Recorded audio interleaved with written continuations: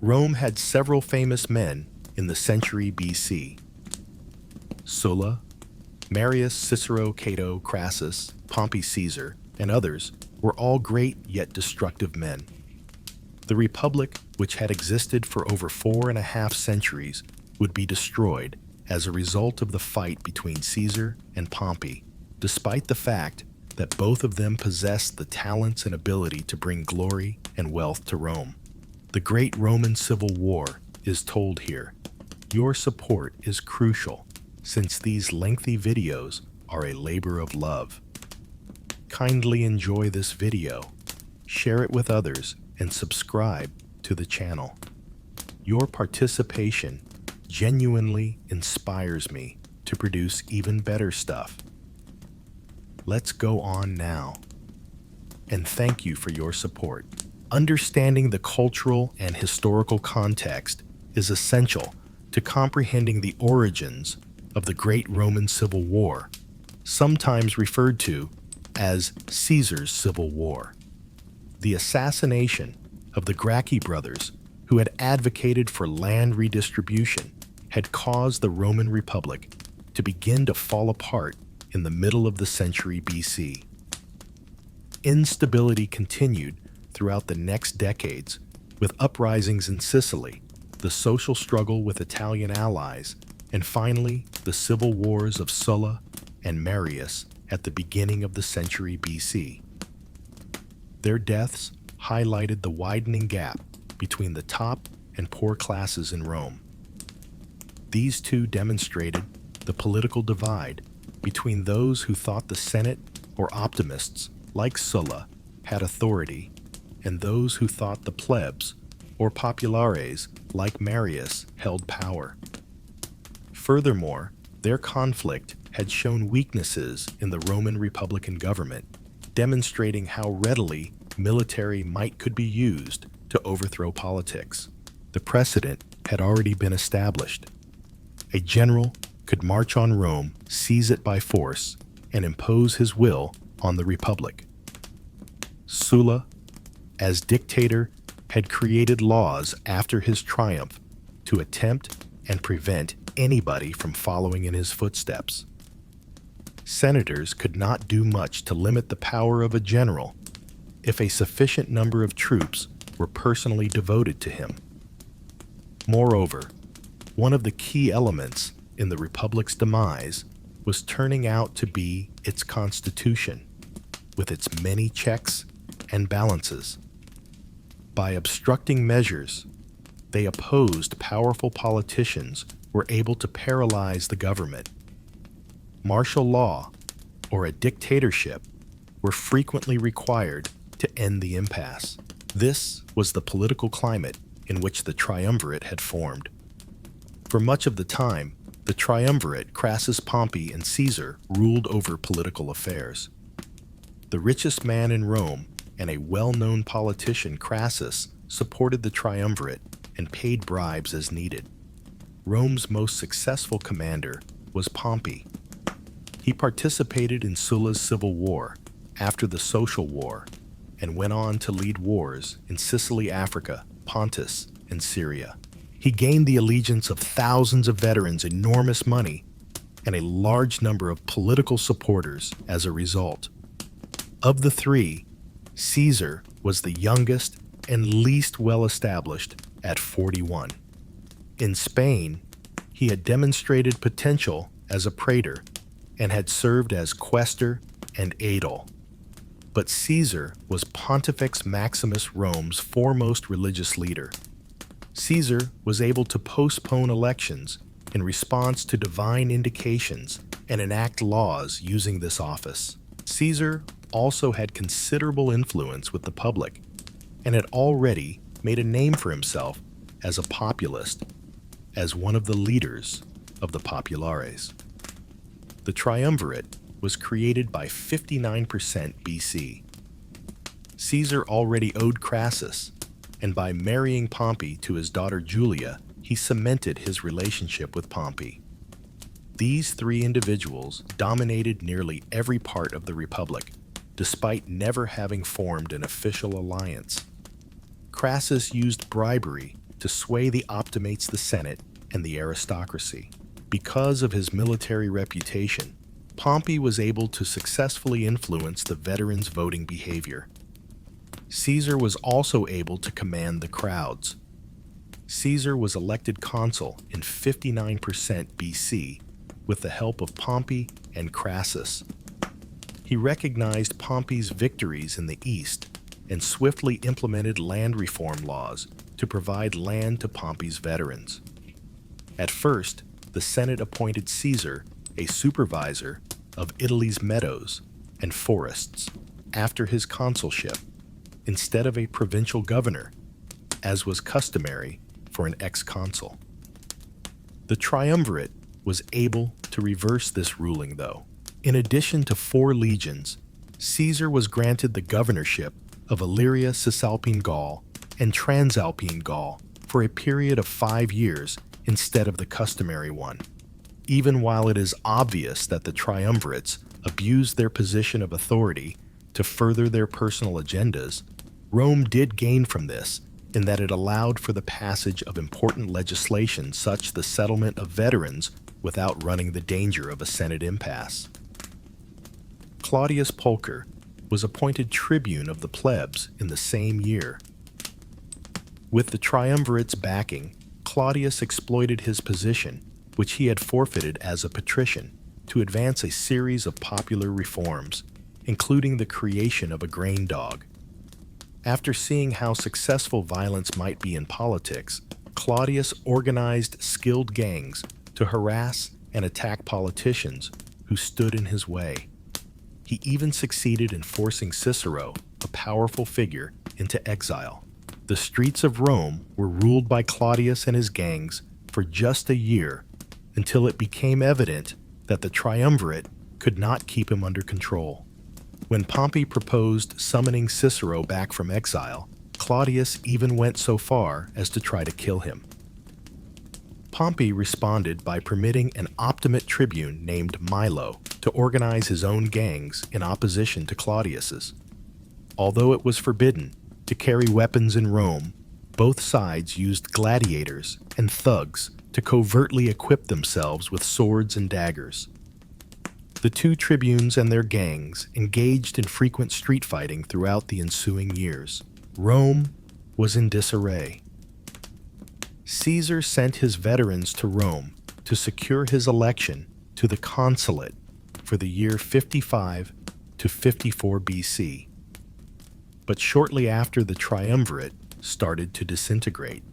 In 56 BC, Pompey and Crassus forced Caesar to extend his governorship by an additional 5 years, making his term 10 years from 59 to 49 BC. Julia passed away during delivery in 54 BC, ending the 2 triumvirs' intimate relationship. Crassus started his catastrophic Parthian expedition in 53 BC and died at the Battle of Carrhae. In addition, Milo killed Claudius the next year. Pompey and Caesar were the 2 most influential individuals in Rome after Claudius died and the triumvirate collapsed. When Claudius's followers incited a riot during his funeral, the city's chaos only grew worse. The Senate building itself was demolished and his body was brought to the Senate residence to be burned on a bonfire. The Senate looked to Pompey with despair. Pompey was appointed sole consul and granted unprecedented powers in 52 BC. Executions were carried out, trials were conducted under military protection, and soldiers were marched into the capital. Although brutal, this was successful in restoring order. Pompey was given a longer time of rule in Hispania by the Senate, along with authority akin to Caesar's in Gaul. Pompey made the decision to let lieutenants run his provinces. He had won the admiration of the Senate and optimates by putting an end to the riots, and he had no intention of leaving Rome to cede such authority and influence. The Senate has its own goals. Caesar was left in charge of the populace after Claudius's death. The senators, including Cato, were well liked. The senators, including Cato, were growing more concerned that Caesar may decide to take advantage of his popularity and invade Rome. The Senate believed that he posed a danger to the Republic. Pompey agreed more and more as this was stated. Pompey had no reason to be afraid of Caesar when the triumvirate was established.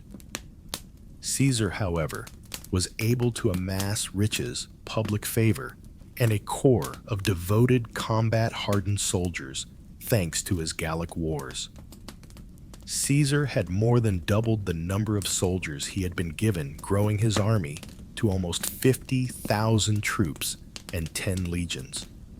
Furthermore, most of these legions would surely be devoted to Caesar, since they had been personally nurtured by him and had accompanied him in combat.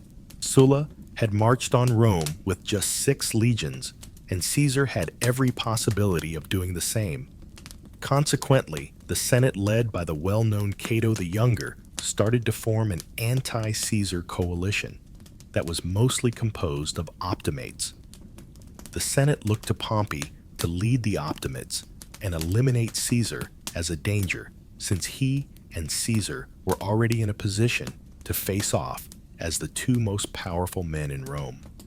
Caesar was just too strong. His army was too big to be directly challenged, and he was too well liked to lose an election. Caesar was still the governor of Gaul at this point in 52 BC, and he had submitted an application to serve as consul in absentia for the year 48 BC.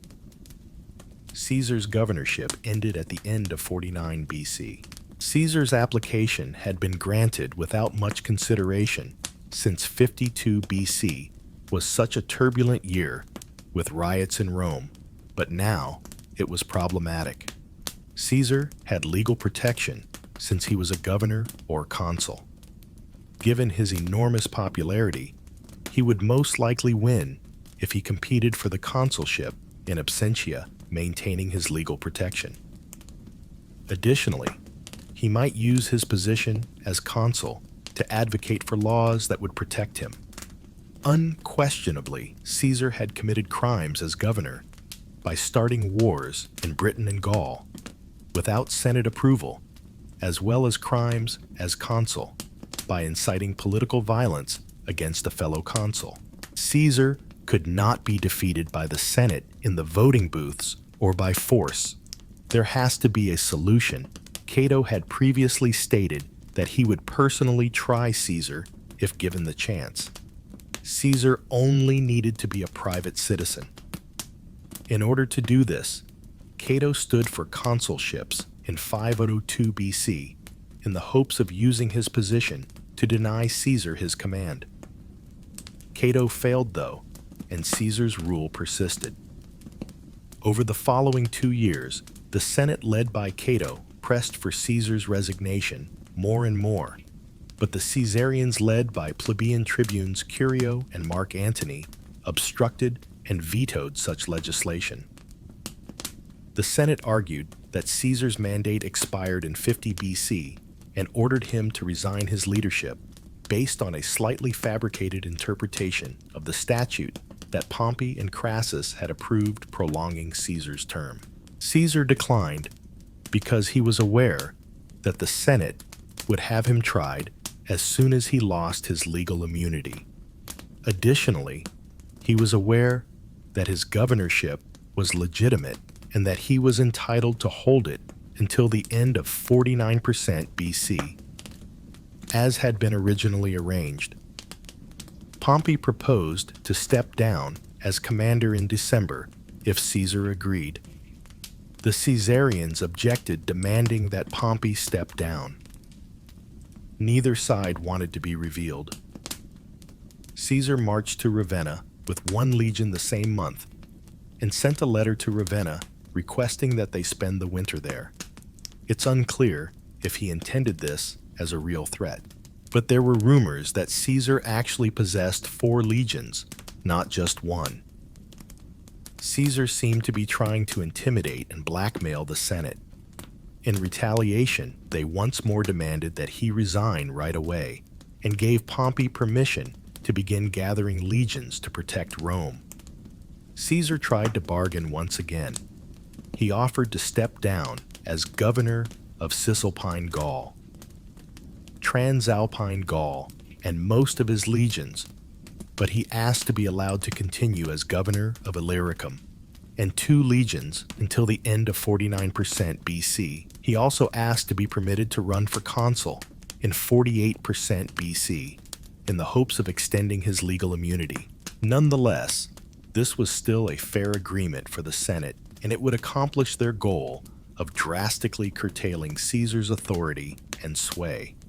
The arrangement was mediated by Cicero, who reduced Caesar to a single legion and province. Despite Pompey's willingness to accept important optimates like Cato, and the consul Lentulus turned down the offer. Although staunch optimates like Cato and Lentulus detested the thought of Caesar's tribunes in the Senate Curio, and Antony vetoing the law once more, Pompey, who was not an idealist, saw the optimates as valuable political allies. In anticipation of this, the Senate approved the Senatus Consultum Ultimum, the last act which essentially proclaimed a national emergency and made Caesar an enemy of the state. It was an unvetable act that suspended all laws and granted the consuls all authority. The staunch optimates Dentulus and Marcellus, who served as the year's consuls, instantly gave Pompey complete authority over the Roman Republic.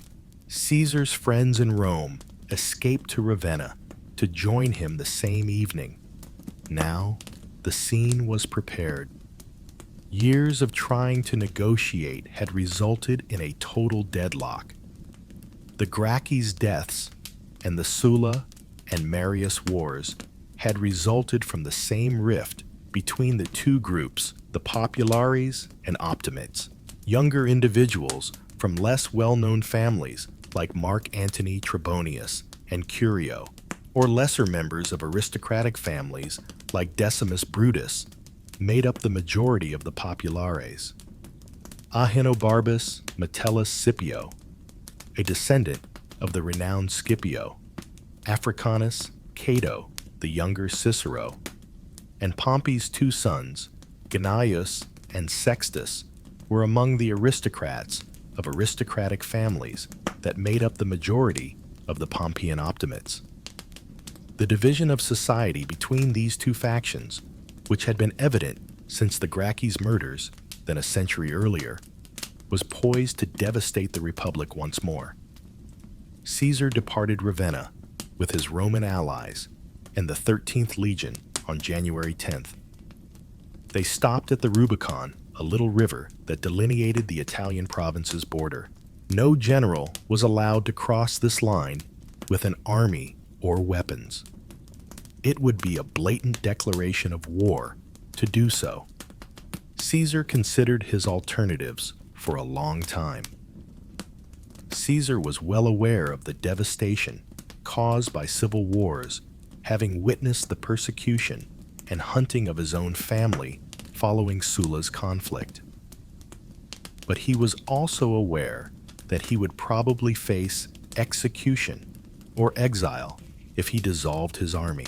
Caesar deliberated for over a day before making his decision. The dice is cast, Alia iacta est. It was the start of the great Roman Civil War. Caesar had advanced with his characteristic speed after the crossing, seizing important positions in northern Italy in a few days. There wasn't much opposition.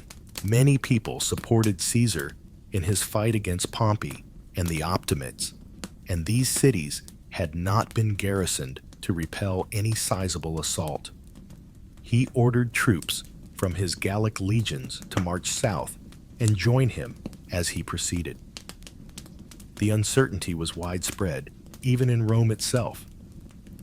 Pompey could have believed that Caesar would wait for his Gaulish legions before going to war.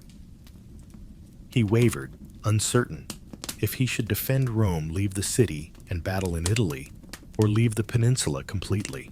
Pompey could have been able to raise enough men to overthrow Caesar and halt the war before it really started if he had moved swiftly. Pompey, however, was unaware that Caesar had just one understrength legion with him due to contradictory reports. Pompey could raise a sizable army in Italy, but at the moment he only possessed the 15th and the seasoned 1st Legion in the region.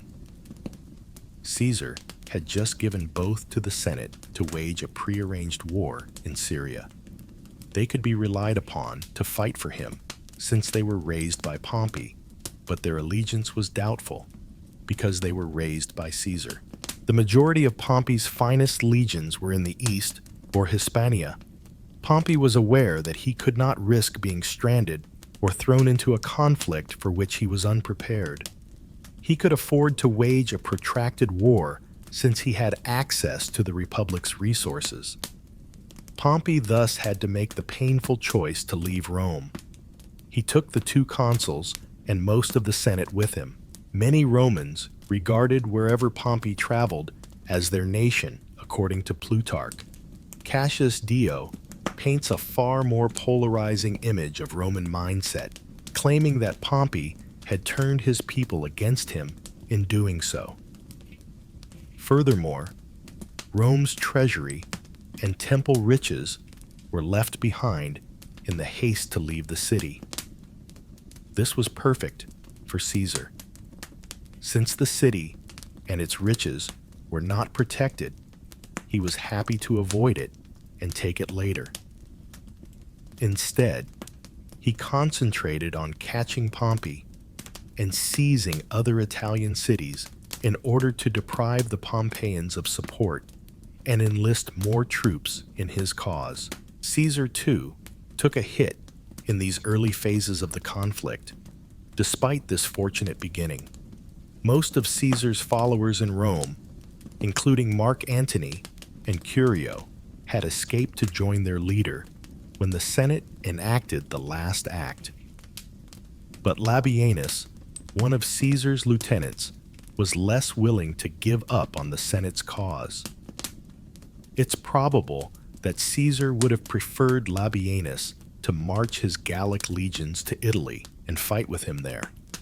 But Labienus was still in Gaul when Caesar crossed the Rubicon.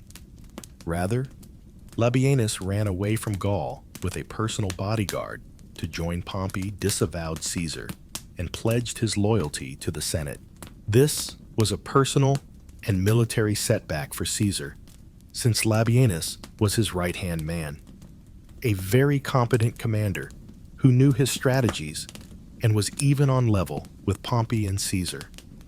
Caesar's legions obeyed their instructions to advance towards Italy, even though Labienus had fled Gaul. In order to help their leader, 2 of the nearest legions, the And, were already starting to enter Italy. Pompey started to organize the fortifications around Capua and muster an army in the south, while Caesar persisted in his advance south. In order to rapidly increase his forces, he had forced other cities to levy levies against Caesar.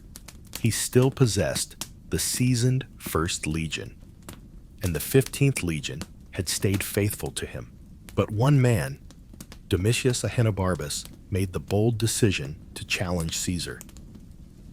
He defied Pompey's orders by leading 30 recently levied cohorts, roughly 3 legions, to Corfinium, a crucial crossroads town. Caesar had 3 battle-hardened legions by the time he arrived at Corfinium, since the 8th and 12th legions had caught up to him. The Pompeian levies lost all will to fight when confronted with such a powerful army. Reluctantly, Ahenobarbus complied with their pleas to surrender.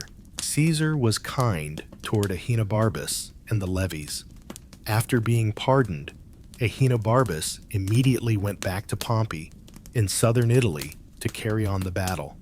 In contrast, the levies were forced to pledge loyalty to Caesar, creating the 15th, 16th, and 17th legions, which increased Caesar's army even more and decreased Pompey's without a single fight taking place.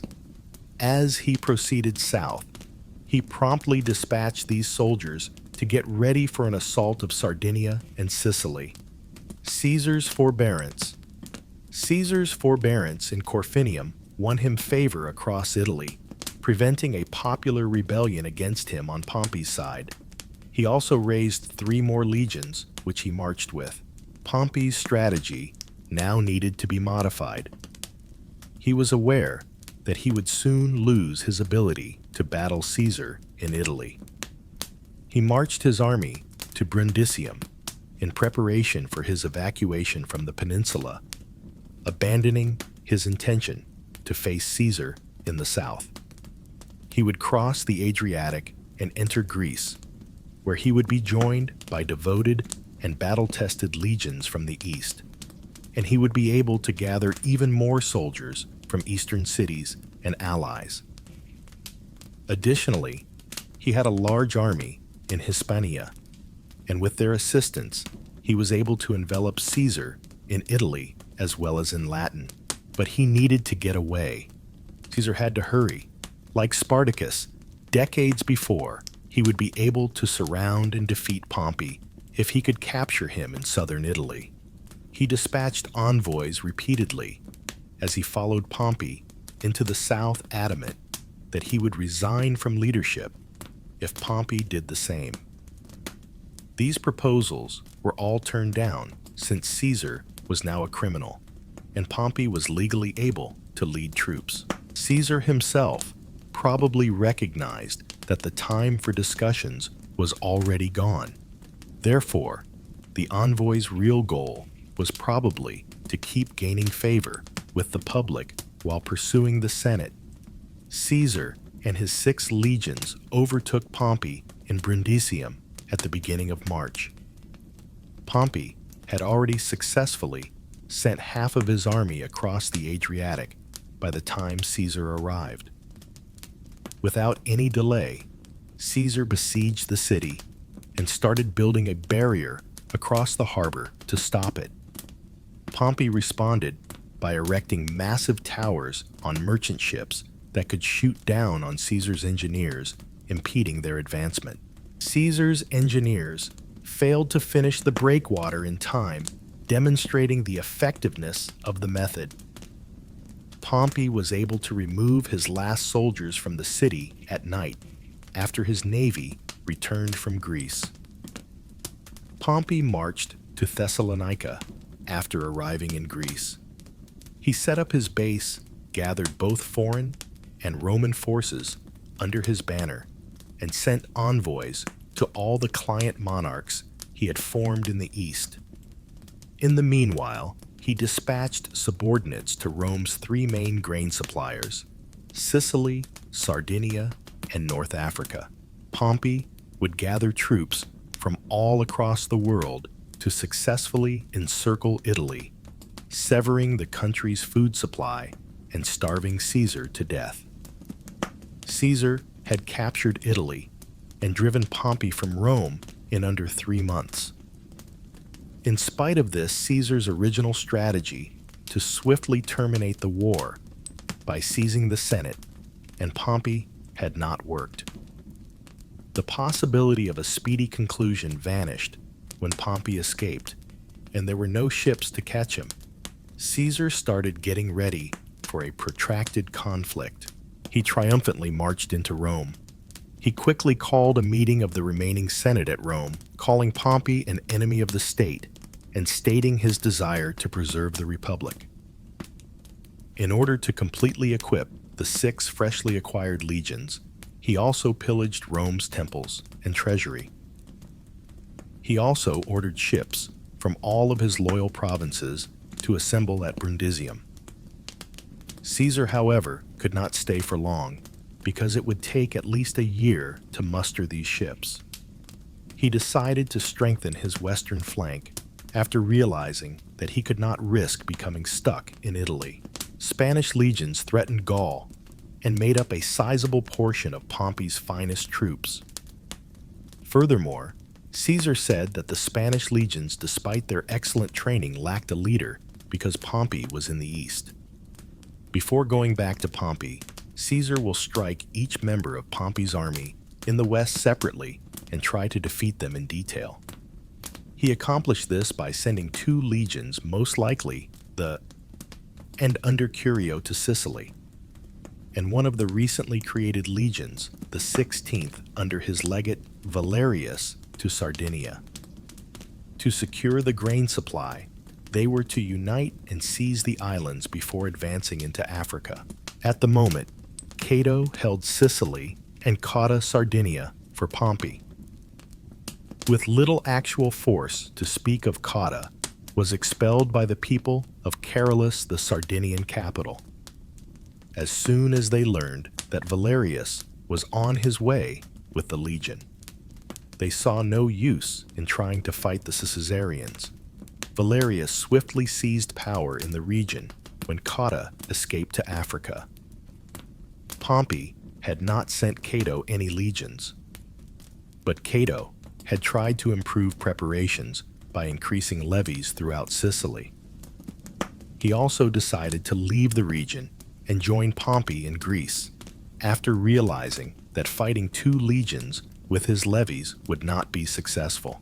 Valerius and Curio assembled their army in Sicily and readied themselves for the assault on Africa after the islands were captured, without encountering any opposition.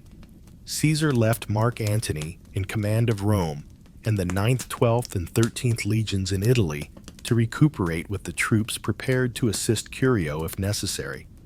Caesar, meanwhile, took the recently raised and started his march to Spain after less than a month in Rome. Caesar himself intended to meet 7 of his legions en route to Spain by marching through Gaul. But Ahenobarbus, who had tried to stop Caesar at Corfinium before, had already been sent to Gaul by Pompey and was already his route to Massilia, a significant city on the path to Spain. Sometime in early April, Caesar arrived before Ahenobarbus, but the gates were already locked. The Massilians were preparing their fortifications, enlisting the aid of other tribes, and gathering food. Caesar tried to negotiate with the Massilians, who declared their neutrality in the conflict, maybe to buy time. But when Ahenobarbus did show up, they took the initiative and attacked surrounding ships to increase their supply. With a force of about 8,000 soldiers, this might have turned into a protracted siege, and Caesar just did not have the time for that. Instead of being stuck in a siege in Gaul, he should have been in Spain. He therefore left Trebonius in command of the 3 legions, while Decimus Brutus, who had demonstrated his ability to lead a bodyguard of about 900 horsemen, took over. In order to establish a footing in Spain and seize control of the Pyrenean passes, Caesar's Fabius had dispatched another legate with 3 legions beforehand. Auxiliaries and 3 more Gaulish legions soon joined them, between 25 and 30,000 legionaries, 1,000 auxiliary troops, and 6,000 cavalry, all veterans of the Gallic Wars, would have made up Caesarian forces. Together, they started to advance into the Iberian Peninsula and over the Pyrenees. In Spain, the Pompeian army was equally powerful. Pompey had designated Spain as his province of govern. Nevertheless, he had delegated this duty to 3 of his legates. While Lucius Afranius and Marcus Petreius both had about 30 years of military experience, including time spent fighting in Iberia during the Sertorian Wars, Marcus Varro was more of a scholar than a soldier. Varro would further defend Spain with 2 legions as a backup, while Afranius and Petreius would face Caesar with 5 legions with auxiliary forces. According to Caesar, Afranius and Petreius were in charge of perhaps 27,500 legionaries, 8,000 auxiliary troops, and maybe 10,000 cavalry in all. Just beyond the hilltop town of Ilerda, which commanded a stone bridge that served as a vital entryway into the peninsula, The Pompeian soldiers had set up camp in a commanding position on high ground on the west bank of the river Socorus, commanded a stone bridge that served as a vital entryway to the peninsula. When Fabius and Caesar's legions arrived, they realized that the Pompeians' strong position would make crossing the bridge nearly difficult. As a result, they built 2 new wooden bridges over the river 6 kilometers apart and set up camp on the western bank. Fabius had to send foraging expeditions over the bridges to the eastern bank since the Pompeians had already arrived and had robbed the western bank of the majority of its supplies. There was no significant battle, but these foraging groups and their escorts frequently engaged the Pompeian cavalry in skirmishes. The bridge closest to the Fabian camp was destroyed by a severe storm that rushed in on one of these occasions when Fabia ordered 2 legions across to the east bank to forage, accompanied by a strong cavalry escort, to follow and protect the foraging party. The legions and forage party were on the eastern bank, while the cavalry was stranded on the western bank. Afranius seized the chance without delay, launching an assault on the besieged Caesarians over the stone bridge with 4 legions and all of his cavalry. With the foraging party in the middle, the well-trained and seasoned Caesarian soldiers swiftly formed a defensive square on high ground. Despite being vastly outnumbered, the Caesarian soldiers maintained their position, while Pompeian infantry and cavalry attacked from all directions. Even with their discipline, the troops would eventually be massacred when the formation disintegrated. Luckily for him, Fabius had also responded swiftly, sending 2 more legions across the river via the bridge 6 kilometers distant. The Pompeians did not want to fully commit without their whole force, therefore they broke off their attack as soon as they arrived. They went back to camp, letting the Caesarians return to theirs in a disciplined manner. The number of Caesarian casualties is not estimated by the sources, but considering the circumstances, it seems likely that they would have been substantial, certainly more than the Pompeians. Caesar and his guards arrived at the camp sometime in June, a few days after this engagement. Fabius had done his job effectively even with the previous engagement. He had gained a footing, forced his way over the Pyrenees, and held Afranius until Caesar came. However, Caesar swiftly assumed command of the situation, completing the bridge repairs that Fabius had begun before attacking. Caesar offered Afranius a fight by marching the remainder of his army closer to the town of Ilerda, leaving only 500 troops in the Fabian camp. Although Afranius did move his army beyond the camp, he kept them on the high ground and refrained from attacking. He was not a fool, and he could not so readily give up his powerful position. Caesar arranged his armies in 3 lines, about 200 meters from Afranius's camp, after realizing that he would not engage in a close combat. While the rear line dug trenches to mark the beginning of a fortified camp, the 2 served as a screen. Caesar's men was able to withdraw behind these walls for the night as a result of the successful plan. He strengthened the defenses the following day by allocating 1 legion to each side of the camp, with the remaining 3 serving as a defensive line.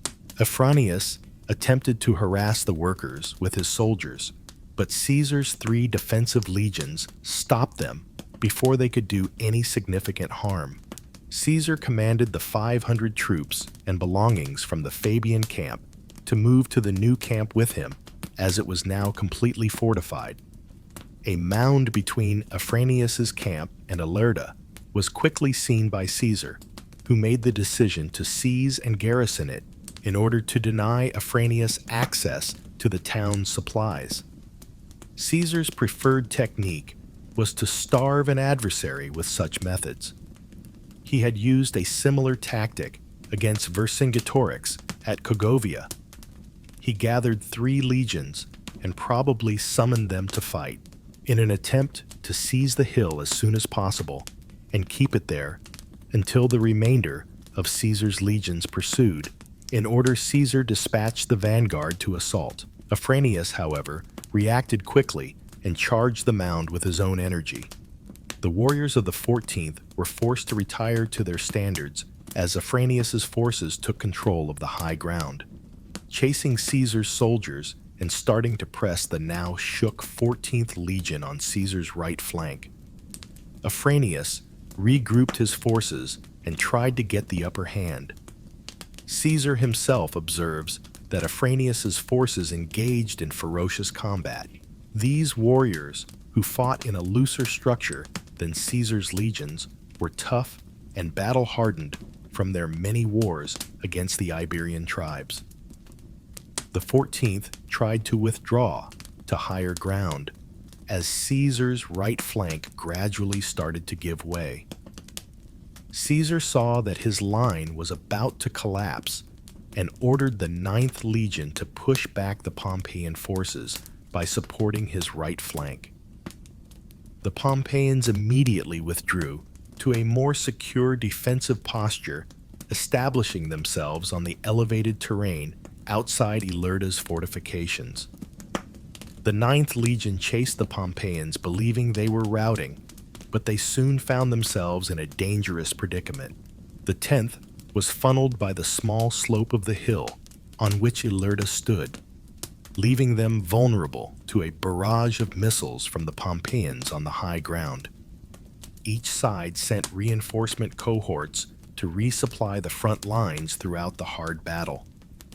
The 2 troops fought on the slope under the town for 5 hours. Caesar gave the command for his men to storm the lines in a final attempt to save the day. This forced the Pompeians into the city's fortifications by pressing over the slope's crest. After gaining the slope's crest, Caesar's cavalry was finally given space to move and charged between the troops, enabling Caesar's legions to withdraw to their camp in excellent order. Caesar presents this as a draw in his narrative, stating that 200 Pompeians were killed and 70 of his soldiers were wounded. In actuality, Caesar was defeated. It is far more plausible that Caesar's forces sustained more fatalities because of the circumstances in which his legions were fighting and the need of their withdrawal.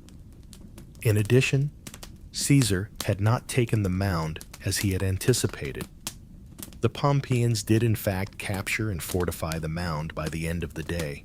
Caesar was engaged in combat with other Roman legions.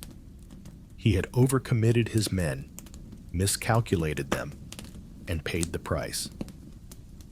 Then Caesar's condition only became worse. The bridges he and Fabius built were destroyed as a storm caused a massive flood to flow down the river. Caesar's supply line was severed, and what little he had left was running low. In contrast, Afranius controlled the Ilerdan stone bridge and had a wealth of provisions that he had gathered in Ilerda before Fabius arrived. In addition to supplies, Caesar had over 6,000 cavalry and archer auxiliary troops traveling from Gaul. However, after taking possession of the bridge, Afranius was able to assault them with 3 legions, killing 200 of them and forcing the others to camp on high ground. Caesar's Spanish campaign appeared to be on the verge of collapse. He was isolated from his almost 6,000 auxiliary reinforcements, and the valuable supplies they were delivering stranded in the center of enemy territory and just a few days away from starvation. Caesar would have to protect his supply line and seize control of the eastern bank of the river Sicarus if he wanted to regain the situation. Caesar devised a new strategy after rising water and roving Pompeian soldiers prevented the bridges from being rebuilt. He started constructing a number of tiny boats that were similar to those he had seen in Brittany, using lightweight wood and animal skins. Then, some 34 kilometers up the river, he gave the order for a small force to transport these boats by wagon at night. Caesar then gained a little foothold on the eastern bank when these troops crossed the river and fortified a small hill. After this was decided, the first detachment helped from the eastern bank, and a legion was dispatched up the river from the main Caesarian camp to build a bridge from the western bank. They got the bridge built in a matter of days, giving them a path between Caesar's camp and the eastern bank, securing his supply line and enabling the reinforcements from Gaul to reach his legion stationed on the west side. Caesar was eventually able to retake control of the situation and harry Pompeian foraging teams on the eastern bank with this infusion of troops, especially the highly valued Gallic cavalry. The siege of Massilia was still being waged throughout the Aladdin campaign. So far, the siege had been quite unremarkable. While Brutus's ships blockaded the harbor, the Romans had been constructing siege equipment, and Ahenobarbus had mostly been assembling a stronger naval. However, Ahinobar launched his troops out of harbor after building up his fleet appropriately in the hopes of breaking the blockade and bringing supplies into the city.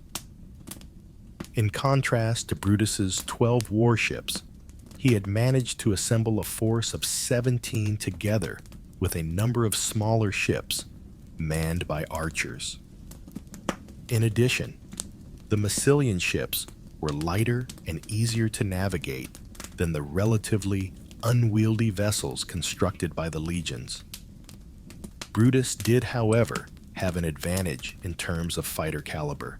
While Brutus's ships were manned by legionaries who had volunteered for the job, Ahenobarbus's soldiers were mostly farmers and local Massilians who were forced into duty together with allied archers.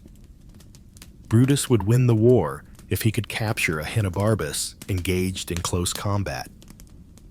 The Massilians took use of their range and agility when the fleets collided, either sailing by to shatter Brutus's oars and sweep his decks with arrows, or circling the Caesarian ships and showering them with missiles. However, the legionaries would hurl grappling hooks across the Massilians when they approached too closely, drawing the Massilian ships too close, holding them fast and boarding them. The legions had a distinct edge in these circumstances.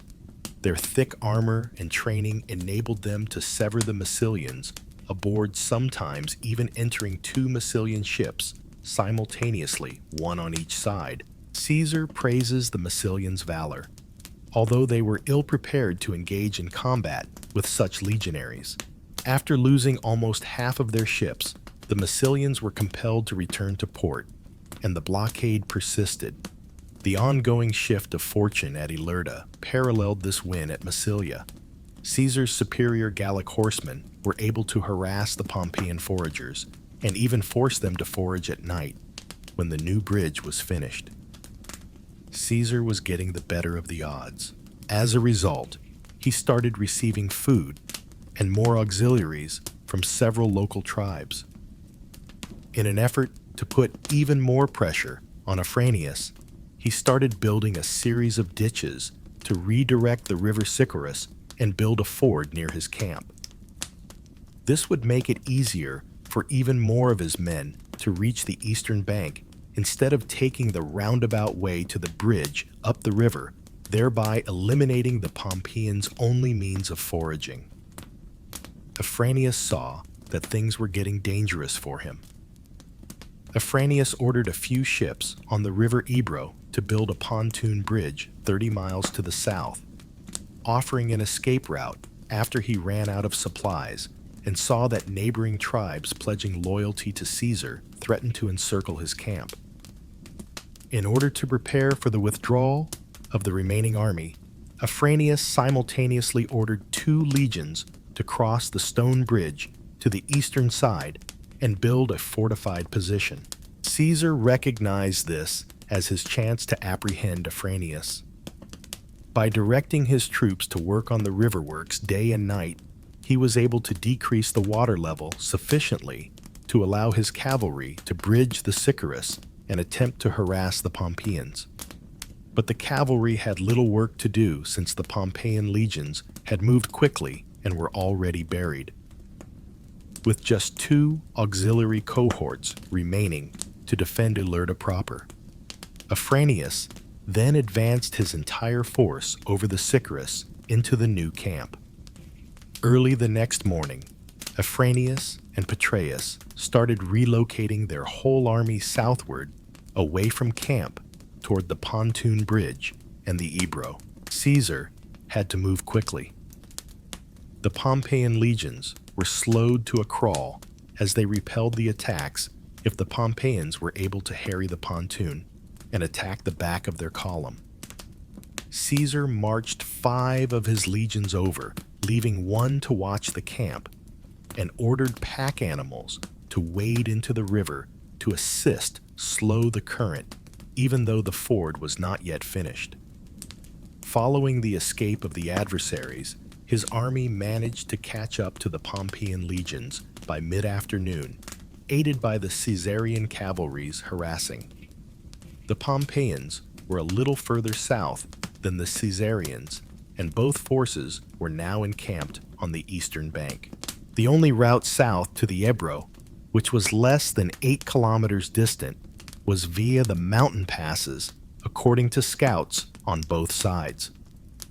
There was a brief stalemate, since whomever was in control of these passages could easily protect them from the other. Caesar did not want to try to force his way past the Pompeians to the mountains, and Afranius did not want to risk trying to march his army through the small defiles while Caesar was after him.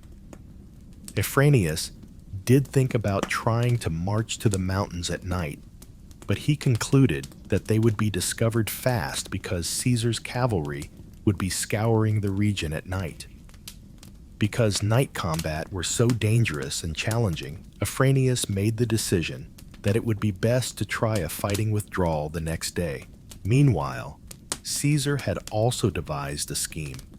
He pretended to retreat to the Sicarus and Ilerda before dawn, but he suddenly turned course and marched swiftly into the mountains. The Pompeians broke camp as soon as they saw this move and hurried in the direction of the mountain passages. The Pompeian forces were continuously harried by Caesar's cavalry, which again proved to make the difference. Although the Caesarian road was a more difficult march, with the terrain slowing down the legions, the Pompeian escape was cut off when Caesar arrived at the passes and lined up his troops. In an attempt to swiftly capture high ground ahead of his main army, Afranius sent light auxiliaries, but the Caesarian cavalry soon surrounded them, and without assistance, they were easily routed. Afranius had no option but to set up camp on a modest hill and think about his next course of action, because his chance to flee had been cut off. Caesar was glad to allow him to do so, since he didn't see the need to put his men's lives in danger in another conflict. It would not be long until Afranius ran out of food and water, because the path south was now closed. Caesar's main army could assault them from behind, while Caesar's legion remaining in the camp might cross the ford and block the stone bridge, allowing the Pompeians to attempt to flee back to Ilerda. The Pompeians would soon run out of provisions if they stayed. They would be caught in a pincer if they backed out. Caesar established outposts in the highlands to strengthen his position while he waited for his adversary to move. Securing his water supply was Afranius's top goal. He had dispatched men to get water from the river, but the Caesarian cavalry had harassed them non-stop.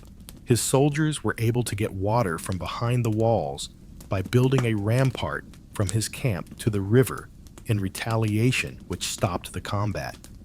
Men from both sides started chatting, while the Caesarian troops also gathered near the river for water. Numerous Iberians were in Caesar's legions, and they started questioning the Pompeian legions about their relatives and family, as well as the war's politics. Both sides' old acquaintances and buddies reconnected and returned to their camps for a drink. Afranius's Spanish supporters, including a few officers, visited Caesar's camp to have direct conversations with Caesar. Caesar ascribes these acts to the Pompeians' perception of his lack of commitment to a full-fledged fight the day before as a sign of mercy. This may be somewhat accurate, but the primary driving reason was probably the Pompeian forces' realization that they were in a precarious position, that they would soon starve to death, and that they were losing the will to fight. Such stirrings, Afranius did nothing to stop. Apparently, he had also lost interest in carrying on the fight. However, Petreius hadn't. In order to bring order back to the camp, he made Afranius and the rest of the troops swear allegiance before directing the execution of any Caesarian soldiers discovered there. Men who had been battling each other the day before had joined together in peace for a brief period of time during the Civil War's upheaval, but that peace had now been disrupted.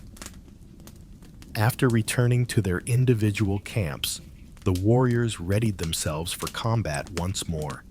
Petreius made a desperate attempt to return to Ilerda in an effort to regain control of the situation. Caesar's cavalry and his legions harassed and trailed the Pompeians the whole trip, preventing them from crossing the Sicoris at any point and slowing them down to a torturous pace. The Pompeians were compelled to camp on unfavorable ground on the day of this persecution.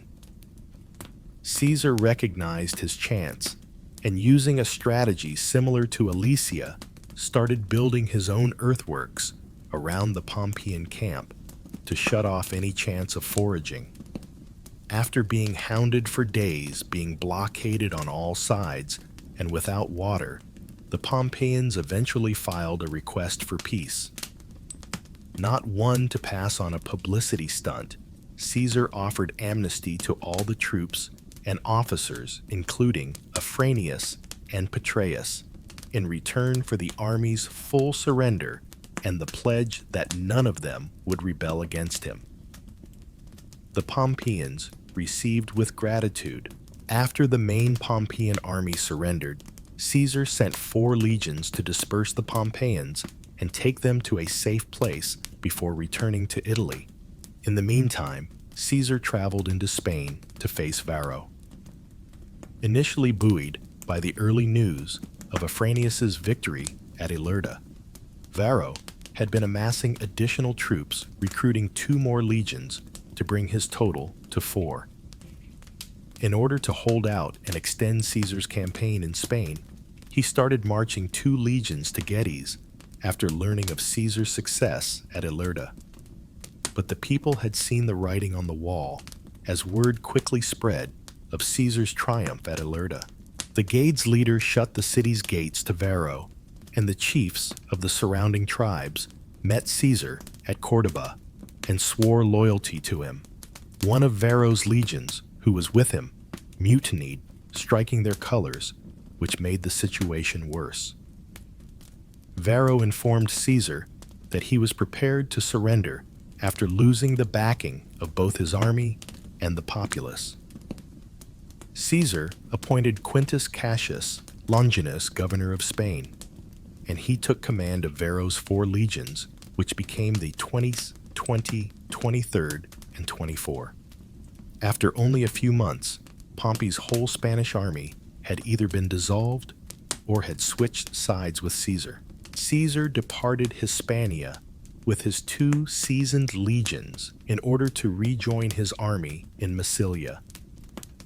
There was still a siege of Massilia. The city was situated on a peninsula that was blocked off by towers, walls, and trenches built by Trebonius, who had been left in charge of the legions throughout the siege. Together, they were able to enclose Massilia, since Brutus kept the maritime blockade intact. However, the city would be difficult to navigate. The city was shielded by tall, sturdy walls with ballistae on top, and its location was perfect for defense, concentrating any ground troops into a single front. Trebonius had commanded the building of a battering ram and a siege ramp, but the Massilian ballistae and many sorties had successfully slowed the Romans' engine construction, and so far had deterred any significant attack on the city's walls. After their last loss, the Massilians had also repaired their fleet, increasing the total number of warships to 17. But the majority of these ships were either antique warships manned by archers with modest weapons or converted commerce boats. It was just too expensive for the Massilians to transfer their finest troops from the walls to the ships. But luckily for them, Pompey had reinforced them with a fleet of 16 ships.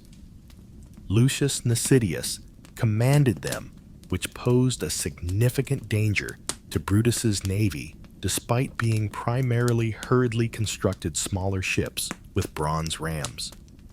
Ahenobarbus took advantage of the fact that a small ship had been dispatched to notify the Massilians of the impending reinforcements. They managed to get through Brutus's blockade and meet Nasidius's fleet at Tauroi, which lies close off the coast of Massilia after sending out the Massilian navy. After capturing 6 ships in the last fight and staffing them with legionaries, Brutus had also expanded his fleet. Even though the combined ships of Nasidius and the Massilians outnumbered him by nearly 2 to 1, Brutus had a clear qualitative edge in hand-to-hand combat. Encouraged by his earlier triumph, Brutus pursued and sailed in Tauro's direction. Nasidius and his fleet were positioned on the left, while the Massilian ships were positioned on the right.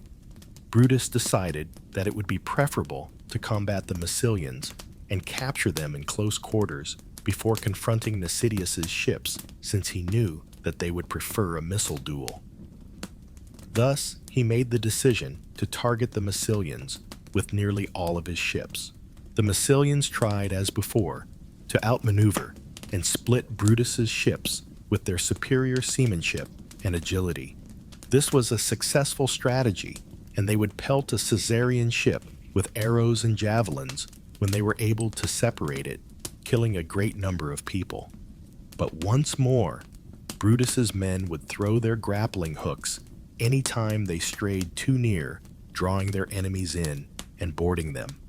Despite the Massilians and their friends' courage and tenacity, they were slaughtered on the decks after being beaten by Roman discipline and weapons.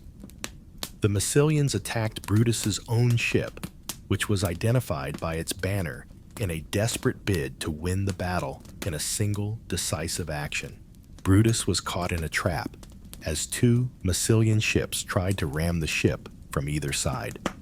However, as they were about to close in, Brutus's ship sped forward, causing the 2 Massilian ships to crash into one another.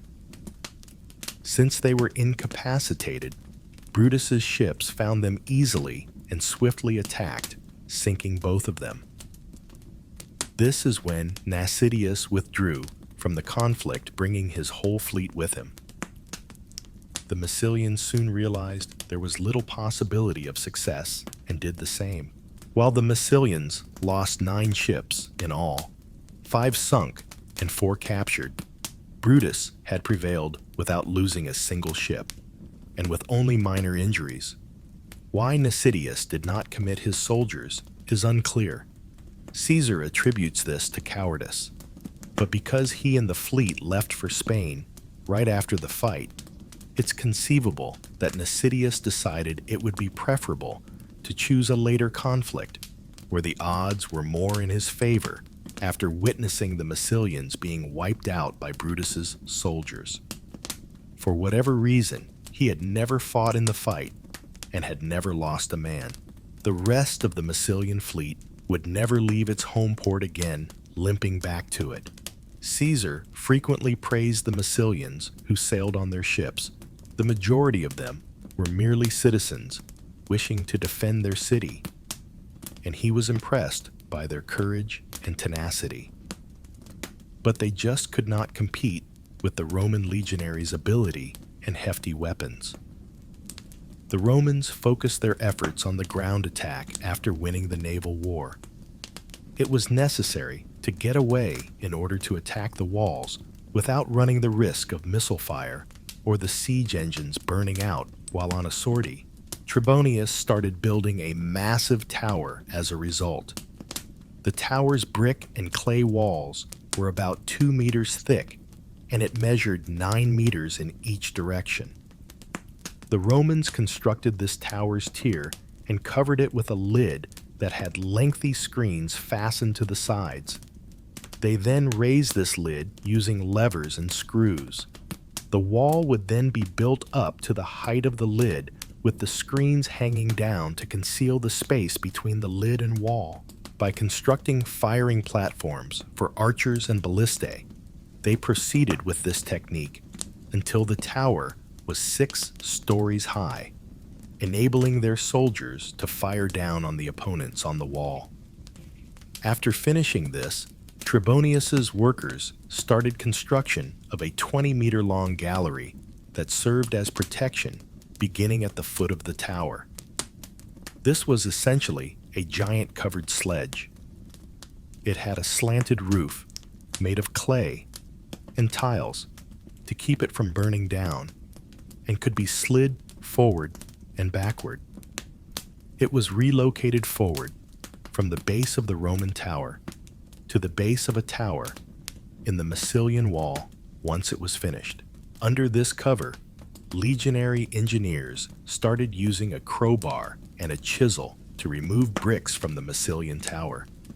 When the Massilians tried to pitch and hurl rocks at the engineers, the Roman walls were strong and the soldiers were safe. The Massilian wall started to tilt and fall as the undermining eventually paid off. The Massilians left the city in a hurry. Realizing that the legions would overrun the city as soon as their tower fell, they conceded that Trebonius had now won the siege. In order to deal with Caesar directly, they asked whether they might wait for his arrival and beg a ceasefire. Seeing little use in putting his men's lives at danger, Trebonius agreed, and the legions withdrew from the walls to await Caesar. The Massilians, however, were bluffing. They attacked at night after the Romans' defense was breached, destroying the Roman siege ramp and battering ram. As soon as Trebonius and his troops realized what was occurring, they attempted to repel the sortie, but they were unable to do so successfully due to missiles fired from the Massilian walls. Months of labor were destroyed in a single night when the Massilians managed to set fire to the gallery and the Roman tower from the inside. But for the Massilians, this was a little victory. It had been 4.5 months since the siege began. They were unable to get new supplies into the city because their navy was destroyed. Disease had started to spread among the people, and the supplies they did have were becoming scarce. In addition, the Romans had resumed their siege construction, this time erecting a brick gallery that extended to the walls. Caesar showed there with his 2 more legions, which made the situation worse. The Massilians were also informed by his arrival that Spain had actually fallen to Caesar, and that they would not be getting any supplies or reinforcements. The Massilians, being horribly outnumbered, malnourished, and afflicted with disease, eventually gave up. But Ahenobarbus made his getaway just before they did. Still unwilling to surrender, he bravely broke through Brutus's blockade during a storm by seizing 3 ships. 2 were captured by Brutus's pursuing ships, while the one carrying Ahenobarbus got away in the storm. Another day, he would be alive to fight. Caesar marched to Italy with the 5th, 7th, and 10th legions to rejoin his main force, leaving the 18th and 19 legions to garrison the city. Caesar dissolved 5 of Pompey's legions, absorbed 4 more, secured his western flank, and forced Pompey out of Italy in under 7 months. The campaign was going quite well for Caesar thus far. However, this was only the beginning. Despite the latter 2 taking an oath to Caesar, Varro, Afranius, and Petreius soon accompanied Ahenobarbus, who had escaped to Greece to rejoin Pompey. Pompey was still in control of the rich eastern lands and the crucial North African grain center, and he was building a sizable army in Greece. For the time being, the conflict in the west was done, but the rest of the Roman world was on the verge of war. Caesar's delegates were engaged in the civil war in the Mediterranean and African theaters, while he traveled to Spain to face Pompey's legions. Valerius had captured Sardinia with the 16th Legion before Caesar had even arrived in Spain, and Curio had taken Sicily with the 15th and 17th Legion. In April or early May of 49% BC, they joined forces in Sicily with the 20th Legion from Italy, bringing their total forces to 4 legions and roughly 1 through 500 cavalry, and they started preparing to invade North Africa. At the time, North Africa, more especially present-day Tunis, was one of the main sources of grain for the Roman Republic, along with Sardinia and Sicily. Caesar would be able to supply his soldiers throughout the war and deny Pompey any chance to starve him out of Italy if he were to conquer North Africa, which would give him control over all of the important grain hubs. Curio, a talented politician with no prior military leadership experience, was given command of this invasion. But this was his prize for becoming an important member of Caesar's Senate. He was given a group of gifted delegates, such as Rabelais, who had fought valiantly at Alesia and served with Caesar in Gaul to make up for his inexperience. All of the legions Curio commanded had just been raised a few months prior during Caesar's southward campaign across Italy, so they were essentially raw. Caesar was aware that Pompey's finest soldiers were in the east and Spain, so any Pompeian forces in Africa would be just as unrefined. It was believed that Curio had enough warriors and skilled counselors to launch a successful invasion with 4 legions. Curio, however, stayed in Sicily for the time being because he did not want to attack Africa before receiving word from Spain in case his forces were needed to defend Caesar. The Pompeian Publius Attius Verus ruled over Africa. Verus, who had served as the province's propraetor before, was shocked to see that Hadrumetum had just 1 legion and was dreadfully unprepared for war. He seized power right away and fortified the province by assembling 2 more legions and setting up camp outside of Utica. In addition, he asked Juba of Numidia, a neighboring client monarch, for assistance. Juba was a longtime Pompey friend who owed his coronation to Pompey's previous campaign. He had personal animosity for Caesar and Curio since they had both previously humiliated him. He was quick to pledge to support the Pompeians and would end up becoming an important Eris ally. Curio didn't start his journey into Africa until August, when he learned of Caesar's triumph in Spain. Instead of sending his entire force over Curio, only brought 2 legions, likely the 500 cavalry, and a large navy because he did not think highly of his opponents and detested both Varus and Juba. Curio chose to confront the greater force after landing at Anquillaria, which lies between Utica and Hadramedum. He then started marching on Utica, arriving at the river Bagratus 2 days later. In order to scout the Castra, Cornelia, an ancient Roman fort on a little raised peninsula that was left over from the Punic Wars, he left Revelus in command of the legions and led the cavalry forward. Curio reconnoitered Varus's camp from the higher land, and this camp was only 5 kilometers from Utica. The Pompeian camp was in a strong location, with the outdoor amphitheater of Utica blocking one side and the walls of Utica forming part of its fortifications on the other. This made it difficult and narrow to approach the camp. As Curio observed the settlement, he noticed that many goods were being transported into the city along the roadways from the locals who were fleeing for their lives. Curio dispatched his cavalry to assault Varus's goods in an attempt to disrupt them and seize some for himself. However, Varus was fast to respond, sending his own army of 400 Numidian infantrymen and 600 Numidian horsemen to defend them. Despite being poorly equipped and more used to skirmishing than melee combat, the Numidians' cavalry, which had outpaced the infantry in the race, collided with the Roman horse. The Numidian cavalry was forced to retreat back to the town and camp after Curio's troops inflicted heavy casualties, and the infantry soon followed.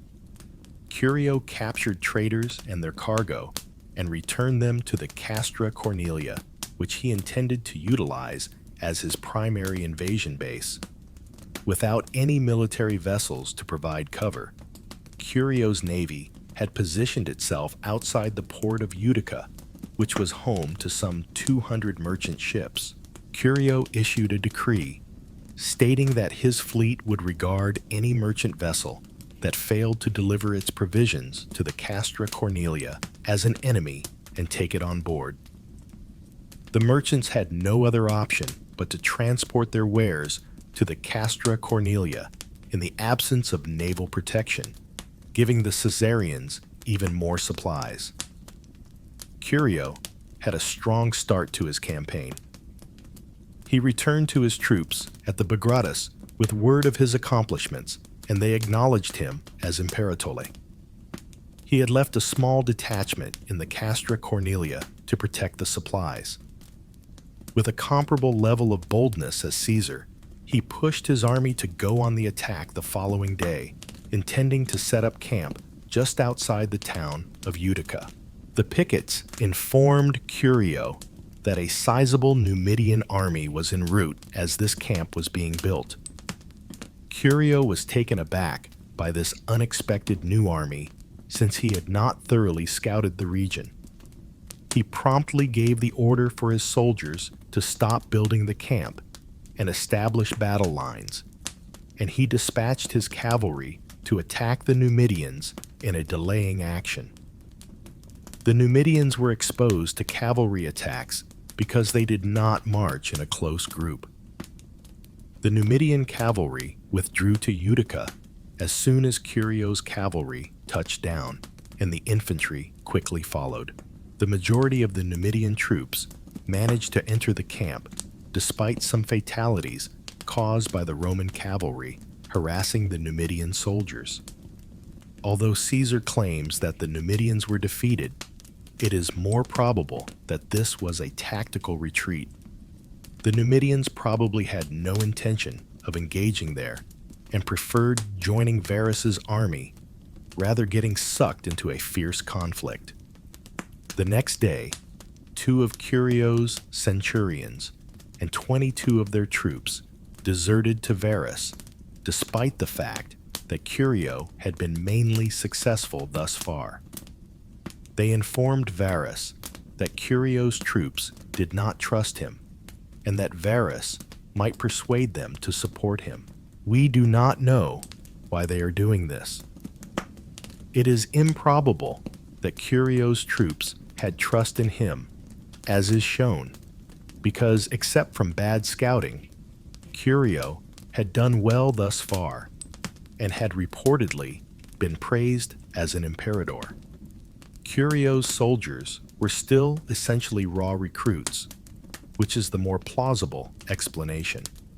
Some of the leaders in Varus's army had trained and commanded Curio's troops at Corfinium, but they had never engaged in a pitched combat. Therefore, rather than being unhappy with Curio, the men were probably more driven by fear or a reluctance to attack old allies. However, Varus led his army out of the camp the following day, and Curio did the same. Sextus Varus, an officer in Varus's army who had served with the commanders at Corfinium, made an appeal to Curio's soldiers. He reminded them that they had already vowed allegiance to himself, Ahenobarbus, and Pompey, and that they should not engage in combat with the soldiers they had trained with and were ready to fight with. Varus pulled his soldiers back into camp, knowing that this plea would eventually resonate with Curio's men, even though Curio's army did not respond. When Curio's troops returned to camp, the soldiers started talking among themselves, despite the fact that the message had been received in quiet. Religious connotations were strongly associated with oaths, which were difficult to break. The more the men conversed, the more they feared that they had erred in being loyal to Caesar instead of Pompey. Although there were undoubtedly some troops with this mentality, rumors probably overestimated their numbers, and Curio quickly began to fear that his whole army was about to rebel. Curio assembled his officers and asked for guidance on how to handle the matter. In order to keep the soldiers occupied and prevent rumors from spreading, the officers proposed two options. Either they assault the Pompeian camp right away, or they return to Cornelia Castra and attempt to calm the men there. Curio did not believe any of them. He considered a full-scale assault on the camp to be reckless, and a withdrawal to be a sign of cowardice. Moreover, he thought it had been exaggerated how many guys were actually feeling disloyal. He thus assembled the soldiers and spoke to them. In a stirring address, he pointed out that the men's pledges to Caesar now took precedence over Ahenobarbus's surrender at Corfinium, which nullified whatever oaths they had taken to him. He promoted Caesar's accomplishments in Spain, arguing that because they were on the winning side, there was no need to join the losing one. Lastly, he enumerated his own accomplishments in Africa to date, stating that he had been acclaimed as an imperator. Any thoughts of rebellion were put to bed when the men were inspired by the speech and praised Curio. In any case, Curio was demonstrating his leadership ability, even though it's conceivable that not many males in the organization shared that sentiment. He had restored complete command of the troops with a single speech, negating the necessity for severe punishment or needless waste of time. The next day, Curio marched his soldiers out of camp, determined to force Varus into a full-scale conflict. Varus did the same with the two armies battling it out across a wide ditch. Although the ditch was just around 2.5 meters deep, anyone attempting to scramble up would be at a disadvantage due to its steep sides. Varus took the initiative and flanked Curio's force with his Numidian cavalry from the left flank, backed by light infantry.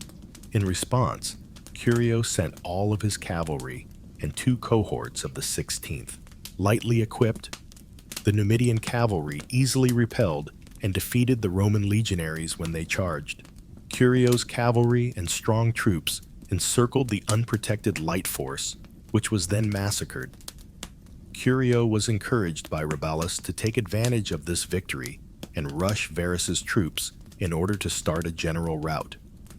Curio followed the instructions and led his troops across the ditch, but Varus's force had already started to evacuate the battlefield as they were ascending the opposite side because they realized Curio now had a cavalry advantage and could easily outflank them. Varus was hurt and nearly killed during the withdrawal, and they did not leave in good order. His army was stuck in a bottleneck as they attempted to drive through the narrow pass to their camp, and Curio's following troop killed many of them. In fact, Varus lost more troops here than in the fight.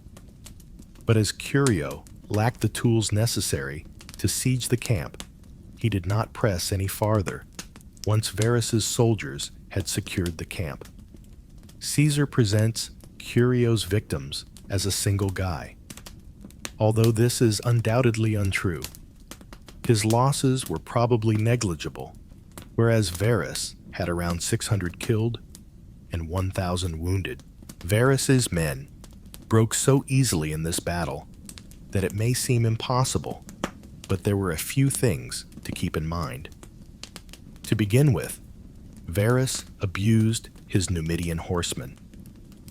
The Numidians were proficient skirmishers and light cavalry, but they lacked the armor and light weaponry necessary for melee combat against infantry and heavy cavalry.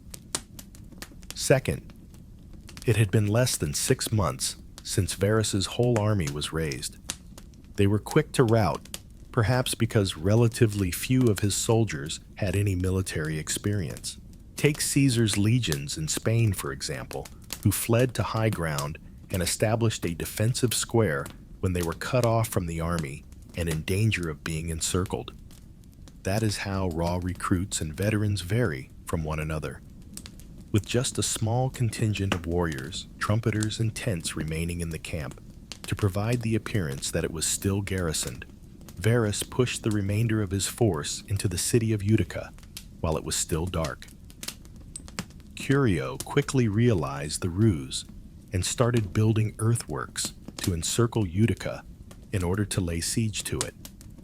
In order to avoid the agonizing experience of a siege, the people of Utica first pleaded with Varus to surrender. But a messenger reached Utica with news that Juba, the king of Numidia, was en route and close by to assist Varus. Apart from 60 elephants, the size of Juba's army is unknown. But as it was the royal army, it was undoubtedly in the tens of thousands. Varus calmed the populace's fears by promising to vanquish Curio with these troops on the way. Curio quickly learned the same thing.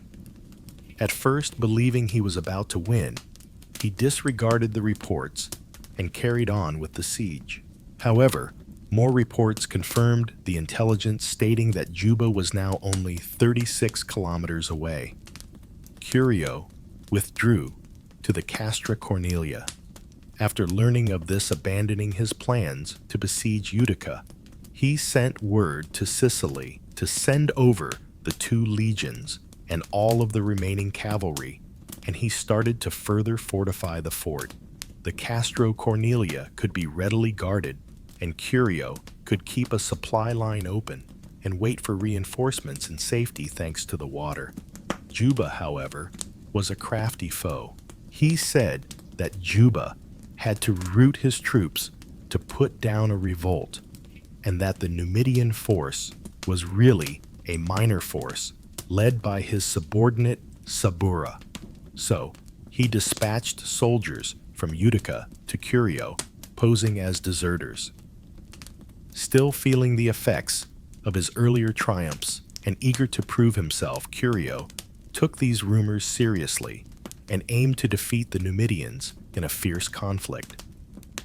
Leaving 5 cohorts in the Castra Cornelia, he marched his troops to the Bagratacea to fight them after abandoning his defensive position at approximately 3 in the morning.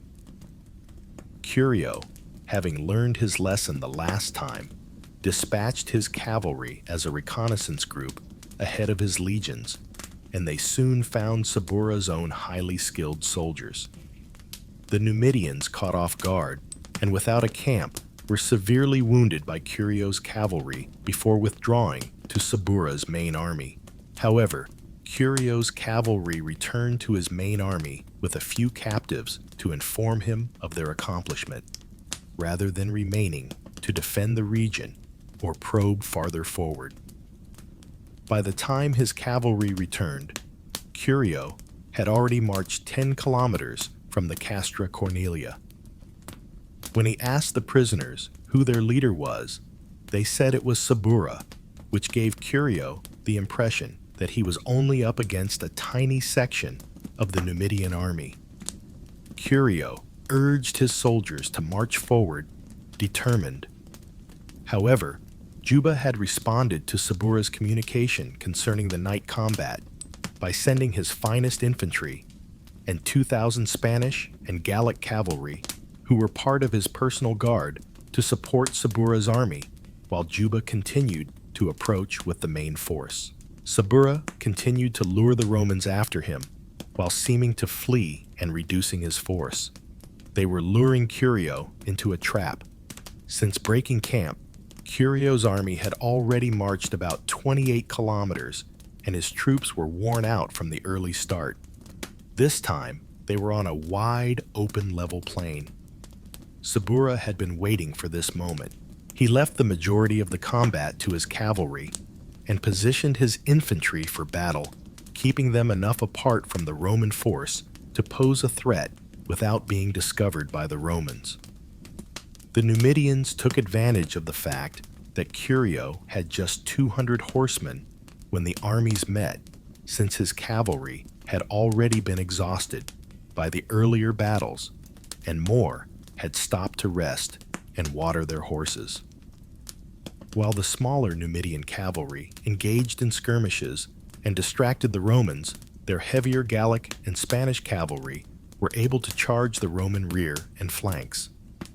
When Curio attempted to employ his cavalry to drive the enemy charges away, Sabura's troops would merely retreat and then attack somewhere else because they were too exhausted to follow. When the Numidians retreat and launch another attack, a cohort would be completely encircled by horsemen and destroyed if the Numidians were able to entice them to break ranks and charge. For the Numidians, fighting in this way and on such level, open ground was perfect. By now, Sabura's troops had encircled Curio's whole army, and more men from Juba were joining in, giving the weary Romans a steady stream of new recruits. Curio gave some of his troops the desperate order to seize the legion's standards and battle their way to some nearby hills to escape the encirclement. The Numidians gave them permission to enter the ring, but they soon encircled them and killed a man. It was a disastrous battle. Some of Curio's soldiers broke down and wailed to their mothers or the gods, while others just downed their swords and waited to die. Curio's troops had lost all hope. The prefect of horses, Gnaeus Domitius, assembled the remaining cavalry in the area and persuaded Curio to try to rescue himself by fleeing to the Castra Cornelia. After such a catastrophe, Curio retorted that he would never be able to confront Caesar. He lost his life in battle with his soldiers. About 11,000 troops from the 15th and 16th legions were totally decimated. After observing the devastation from afar while watering their horses, the Roman cavalry hurried back to the Cornelia Castra to alert the 5 cohorts and Marcius Rufus the quaestor, who was left in command, about the catastrophe. He attempted to arrange for the remaining troops to be evacuated by water back to Sicily, but fear had already taken over due to reports that Varus may be pursuing them. To get on the ships, they rushed past each other and some were so overloaded that they sunk. Only a handful of senior officers, such as Regulus and Rufus, managed to board the ships before the captains sailed away, because the ship captains became just as anxious. After sending centurions to Varus, the remaining troops in the Castra Cornelia gave up. Africa would stay in Pompeian hands, since the African expedition had been an absolute catastrophe. Caesar had been mostly successful in the civil war thus far. In addition to neutralizing some of Pompey's finest legions, his campaign in Spain had secured the West. He had also been recruiting in Gaul and Italy, adding at least 6 more legions. His deputies, meanwhile, had not been as successful. Rome's grain supply would continue to be limited, since Curio had lost 2 legions in North Africa and was unable to capture the province. At around the same period, Mark Antony's brother, Gaius Antonius, had lost a legion and a half to desertion in Illyria. In addition to their recent devastating losses in Alerta, the veterans had mutinied, which made the situation worse. The validity of Caesar's cause was in jeopardy, since there was no one to supervise the upcoming consuls' elections at Rome, because both of the consuls had escaped with Pompey. In order to prevent rebellion from spreading to other legions in a similar circumstance, Caesar gave the 9th Legion great consideration. Caesar hurried to their camp and delivered a passionate speech, arguing that he could not be held responsible for the war's extension because he was a commander known for his prompt action. He then reprimanded the men, claiming that they had rewarded him by mutineering since he had given them wealth and reputation. Decimation would be the only appropriate penalty for the legion. Caesar was urged to change his mind by the legion. As generous as ever, Caesar restored the legion and only put 12 of the ringleaders to death. Caesar needed to seem legitimate, but elections couldn't be held in Rome without consuls. Caesar's close supporter and praetor Lepidus proposed that Caesar be made dictator in order to oversee the election. Following elections, Caesar and another ally, Publius Servilius, were named consuls. Caesar resigned after just 11 days because he no longer required the role of dictator after gaining consular authority. Now that these problems were resolved, Caesar assembled his army at Brundisium to face Pompey. In Thessalonica, the latter was assembling a massive force from all across the Roman world. Approximately 60,000 soldiers, 9 whole legions, 4,000 archers and slingers, 7,000 cavalry, and a few auxiliary troops made up Pompey's overall army. Metellus Scipio commanded 2 more legions that were traveling from Syria. Pompey had equipped and drilled his soldiers for a while. Only 4 of his legions, though, had experience. The majority of the troops, according to Cicero, who was accompanying Pompey, were untrained recruits. Language and cultural differences make organization challenging.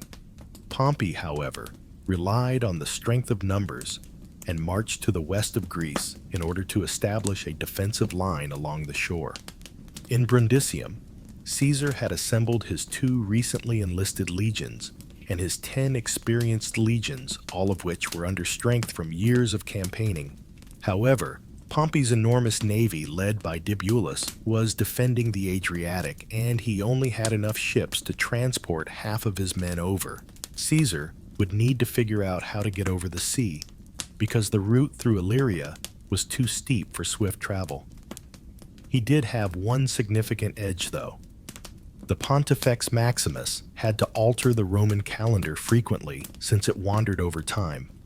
Although Caesar's frequent campaigning had prevented him from fulfilling this obligation, he was aware of the actual date late fall. Because Bibulus was acting as though it was winter, he had kept his ships in port, believing Caesar would not try a winter crossing. Caesar sailed with 7 of his veteran legions, ordering his troops to abandon their belongings and slaves. Caesar and his army had already landed when Bibulus learned of it. Exasperated Bibulus imposed a blockade, stopping the remaining ships from carrying the rest of Caesar's troops and seizing and destroying 30 of Caesar's ships as they returned to Brundisium. Caesar was able to capture Apollonia and Oricum shortly after his landing. He then dispatched Vibullius Rufus, a man Caesar had twice captured, once at Ilerda and once at Corfinium, to meet with Pompey. Caesar may have been considering a peace with the same conditions as previously, but his troop was divided. Caesar still persisted in advancing his army in the direction of Dyrrachium, a crucial Pompeian supply base. Vibullius met Pompey and told him of Caesar's location, troop composition, and tactics. Pompey would take use of this information. Therefore, Caesar's decision to send him was a mistake. He compelled his soldiers to march, since he could not let Dyrrachium end up in Caesar's hands. Pompey could still outpace Caesar to the city, which was still 70 miles and 3 rivers away. Although the march caused some of his less experienced men to desert because they were afraid of Caesar, he was ultimately successful and made it to Dyrrachium. Labienus's public vow to follow Pompey at all costs raised morale, and the army encamped outside of Dyrrachium, forcing Caesar to halt his advance and retreat to a position that could be defended on the southern bank of the river Apsus. Pompey had to beat Caesar in the field because he was aware that Caesar had authority as consul and might impose his claim to be Rome's legitimate ruler. He relocated his army to the south and set up camp across a river from Caesar. Pompey, however, was unable to make a decision once again. Although Pompey had 60,000 troops, Caesar only had about 30,000, and Pompey did not believe his inexperienced men could overcome Caesar's veterans in a good defensive position. There was a stalemate for weeks. Caesar took advantage of this moment. The navy of Bibulus had to restock on land all the time. Bibulus had to go more and farther to obtain supplies, since Caesar sent out small raiding groups to attack these soldiers whenever they landed. Bibulus was aware that he could not leave his post, but his soldiers were sipping the dew that had accumulated on leather awnings after weeks of harassment. He attempted to negotiate with Caesar in a desperate attempt to get him to stop promising to send peace envoys to Pompey on his behalf. Caesar retorted that he would prefer to dispatch his own messengers and that Bibulus would have to let Caesar's shipments pass if he wished to replenish without being attacked. These discussions had only shown Caesar how successful his plan was. Bibulus, who was elderly and in progressively worse condition, passed away shortly after leaving the fleet commander without a leader. Antony had repeatedly attempted to overcome the barricade, but had been unsuccessful. He was under constant pressure from the Pompeians, who even seized a small island in the harbor in an attempt to further ensnare Antony. But Antony, a skilled lieutenant, swiftly regained the island and kept his soldiers vigilant for any chance. In January, it arrived. Only the 3 surviving veteran legions and 1 recently enlisted legion could be transported by Antony's fleet. With these ships, he ran for Caesar, but Pompey's ships nearly stopped him, forcing them to land in the Nymphaeum. Caesar had to gather his forces, while Pompey had to hasten to Antony's position to cut him off. Caesar had to march a long way to cross the river, but Pompey had a head start and a quicker route. Pompey arrived at Antony's position and told his soldiers to avoid starting any fires and to wait in case Antony tried to ambush him as he approached Caesar. But after being warned by some villagers who supported the Caesarian cause, Antony made camp and sent a message to Caesar to let him know where he was. Pompey realized he was under attack from two sides when he saw Antony camped there and Caesar moving in, so he retreated to a safer location close to Asparagum. Now that his army was complete, Caesar became more belligerent. Caesar dispatched 2 legions under Gnaeus Domitius Calvinus to cut off Scipio after learning that he and his Syrian legions were now in Macedonia. Caesar dispatched the inexperienced 27th Legion by Cassius Longinus to Thessaly and after the Thessalians and Aetolians sent envoys promising to back him in exchange for garrisons. In order to obtain additional grain, Calviusius Sabinus traveled to Aetoulia with 5 cohorts. Longinus was threatened as Scipio marched his army toward Thessaly, but Calvinus and his legions were able to exert enough pressure to prevent him from joining forces with Pompey. Caesar was left stuck in Greece and cut off from Italy when Gnaeus, one of Pompey's sons, attacked his ships and destroyed his entire navy in the region. Caesar realized he would soon have to force a battle with Pompey once his navy was decimated. At Asparagum, he made an effort to do this by preparing his troops for combat. On the high ground, however, Pompey declined to make a commitment. Caesar chose to march on Dyrrhachium in an attempt to pressure Pompey. Pompey would have to react if this vital supply center were threatened. He intended to use a deceptive tactic to conceal his objectives. Nevertheless, because he did not want Pompey to know his plan. In April, he set his camp early in the morning. The strategy was successful. Pompey didn't realize what Caesar was intending until his spies informed him of Caesar's movements. At first, Pompey believed Caesar was retreating because of a shortage of supplies. Then he pursued. Caesar managed to reach Dyrrhachium and set up camp on high ground outside the city by marching through the night with no respite for his soldiers. Shortly after Pompey arrived and set his camp on high ground slightly south of Caesar's position. Caesar's army was greatly outnumbered by Pompey's.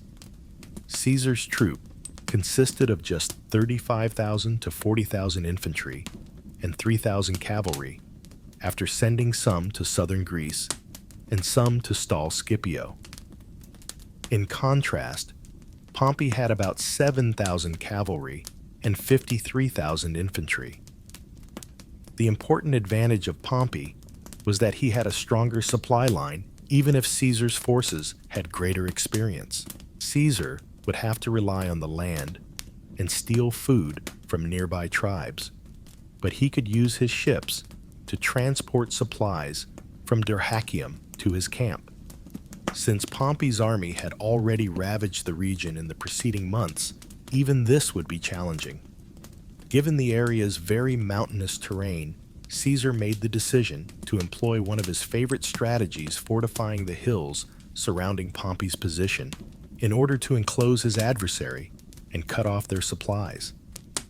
Given the size of the armies, this would have been a challenging undertaking, but the task was made easier by the natural geography. Pompey built his own defenses in retaliation after seeing what Caesar was planning. Caesar had to stretch his army by extending his own walls farther and farther after he gave his troops the command to build as many hills as he could. The two armies engaged in frequent skirmishes, with both harassing the other in an attempt to stall their growth. On one instance, the Pompeians on a nearby hill heavily bombarded the 10th Legion with missiles as they tried to defend a camp on a hilltop. In order to prevent the enemy from chasing the legion, Caesar, who was with the Ninth at the time, gave the order for them to leave the work and withdraw down the slope. He also gave the legionary engineers instructions to set up wattle screens and dig trenches behind them. To conceal the withdrawal, he then positioned slingers in strategic locations. Light troops and Pompeian missiles followed the Ninth, pushing the screens into the trenches to go over them. Fearing a defeat, Caesar gave Antony, the Ninth's leader, the order to attack the Pompeians. The 10th instantly pivoted, threw their javelins, and rushed back up the slope in a superb demonstration of discipline. The 10th was able to leave in good order when the Pompeians, who were only poorly equipped, withdrew. Caesar's defenses were finished shortly after. It was late June now. His soldiers were more disciplined and experienced, and now he had Pompey's force cornered against the sea. This was a fantastic accomplishment. This was the first time a smaller, undersupplied army had done this to a larger force. Despite the lack of grain, Caesar was able to level the playing field by controlling all of the local freshwater supplies. Pompey was now compelled to dig wells and depend on marine resources.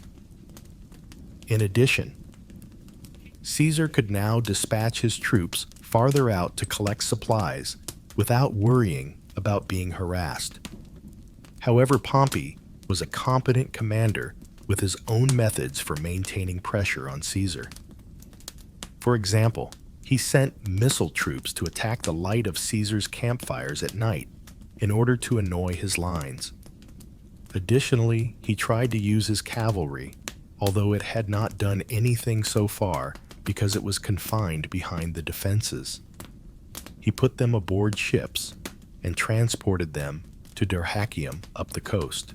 They could then attack Caesar's position from behind and forage without straining Pompey's supplies, since they would no longer be confined by the fortifications.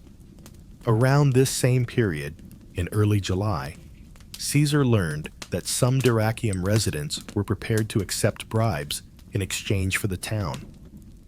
Caesar sent a small armed escort to the town in an attempt to capitalize, leaving Publius Cornelius Sulla in command. The Pompeian cavalry, however, ambushed him when he arrived at the city's boundaries and tried to encircle Caesar. He barely escaped with his soldiers and survived the ambush. Pompey had also launched 3 simultaneous attacks on the defenses while Caesar was away from the main line. He gave the order for 1 legion to assault 2 more points in the line, while 4 legions were to focus on a point in the middle of the line.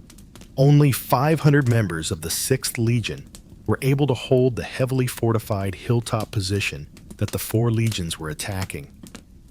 Despite the fact that thousands of missiles were being launched into their position, the soldiers in the cohort remained resolute, believing that reinforcements would soon arrive.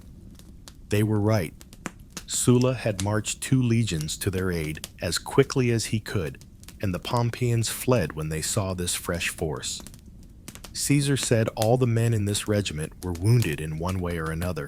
3 cohorts, and Caesar's German auxiliary forces, who sallied forth with significant casualties, had also repulsed the other 2 attacks. Although his personal casualties were undoubtedly far greater. Caesar asserts that the Pompeians lost 2,000 soldiers overall, while the Caesarians only lost 20. The people who lived in Dyrrhachium were perhaps Pompey's operatives who had tricked Caesar. Caesar's veterans had shown their might, but Pompey was proving to be a worthy and crafty foe.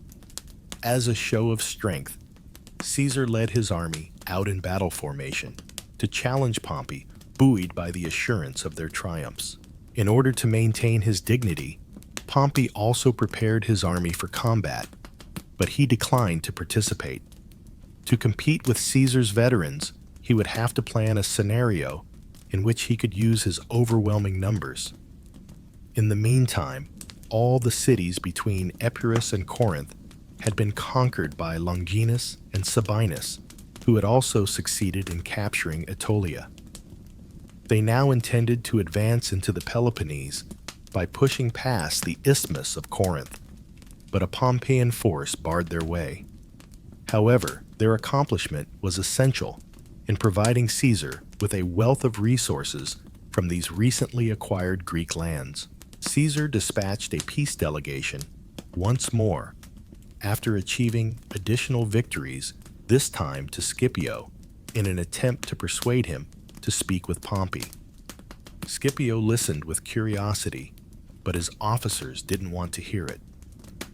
Caesar closed off the supplies from the nearby Pompeian cavalry by fortifying the town's two gateways at Dyrrhachium. Pompey brought the cavalry back to his entrenchments by water, as they could no longer support themselves. Pompey, however, knew he would soon have to make a breakout because his food supply was still running short. Attempting to do this, Pompey's soldiers took the Ninth's original fortifications, which were situated between the defenses of the two armies, and built upon them to create a bigger camp that included They also constructed a long wall from the camp to a nearby river to ensure a supply of water. Pompey may launch an attack from this advanced base. The desertion of two Gallic officers who had served Caesar throughout the Gallic Wars was a surprise boon to Pompey. They were able to identify Caesar's weak areas and provide Pompey with comprehensive intelligence on his defenses. Caesar's 9th Legion, commanded by Marcellinus, was positioned at the southernmost point of Caesar's defenses, where the shore and the walls met.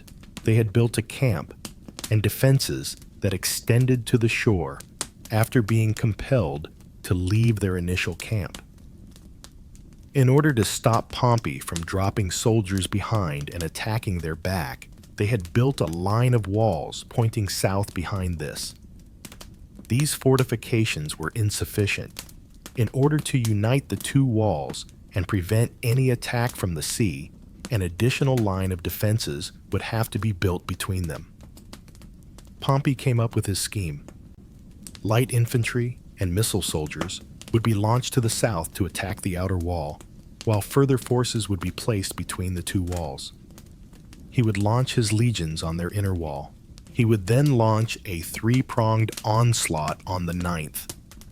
In order to coordinate, he pulled his legions from the 9th's former fort and positioned them behind his own lines.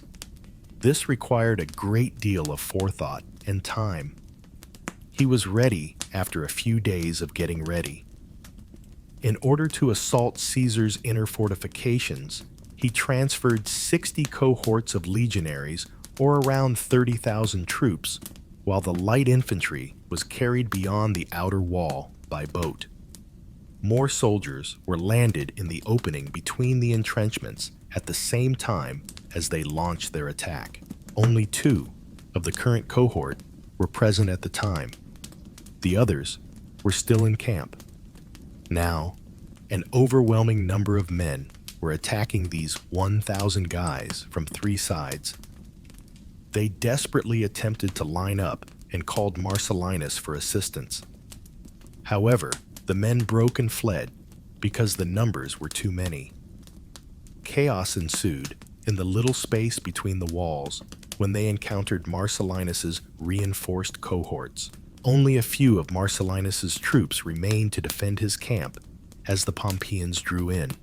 Fortunately, Antony, who was nearby, was able to rally 6,000 soldiers and assist them halting the Pompeian assault. Caesar, who had been warned by smoke signals, and another 500 soldiers quickly joined him. The majority of the soldiers in both armies were now dedicated to this section of the line. More troops had already started building a fort outside of Caesar's walls to the south, while Pompey's main army had been advancing toward the 9th's camp. They had breached the barricade. Caesar gave his troops the order to start digging a ditch to seal the opening between the two walls. Caesar's spies noticed a Pompeian legion re-entering the ancient fort of the 9th Legion during this time. Pompey might establish a connection between his old strongholds and his new fort in the south if he captured this one. Caesar was adamant about preventing this. Caesar chose a roundabout approach, hiding his army for as long as possible before launching the attack, gathering about 17,000 troops and leaving 1,000 to continue entrenching. The Pompeian legion was forced back into the inner camp, while his left wing, which contained Caesar himself, surged inside the fort. However, the Pompeian entrenchment leading to the river had been discovered by Caesar's right wing by accident.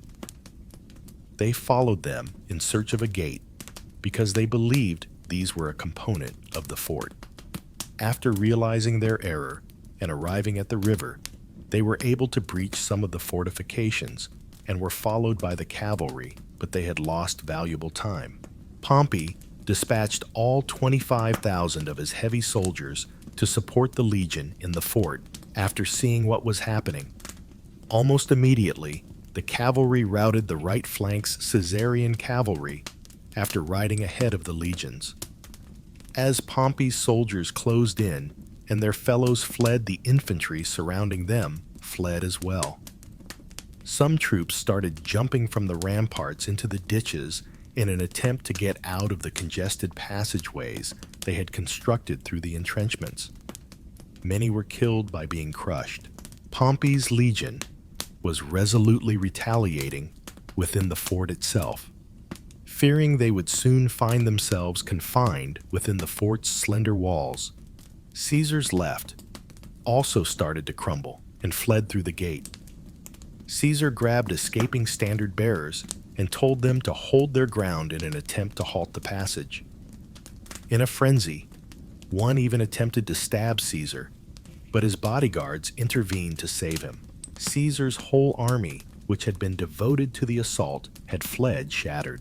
Pompey, however, chose not to pursue because he thought Caesar had set up a trap, and the small openings in the walls prevented his cavalry from continuing their advance. He could have been able to decimate Caesar's army if he had. Caesar lists his dead as 200 horsemen, over 1,000 legionaries, and 32 captains, centurions, and tribunes. And he had lost as many men, possibly as many as 1,000 as captives. These guys were all slain at Labienus's command. Pompey was acclaimed as the imperator, but he declined the title's emblematic bay leaves out of deference because his triumph was over fellow Romans.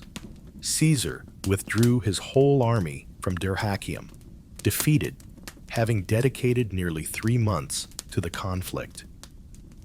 This was seen as a complete retreat by the Pompeians, who informed the eastern rulers that the war was already won. But Pompey had not delivered a decisive blow. He had done well to escape Caesar's ring, but he had failed to take advantage of his superior force. Caesar could not be allowed any room to reorganize since he was a formidable foe. Caesar was nonetheless able to pull back to Apollonia and execute an orderly retreat of his army harassment from Pompey's soldiers.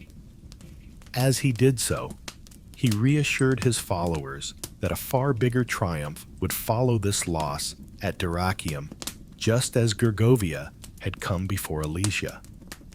Caesar, however, was in a vulnerable position.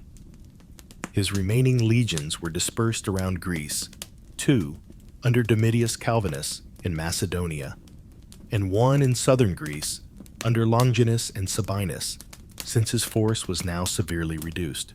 Caesar was in a difficult situation after the loss at Dyrrhachium.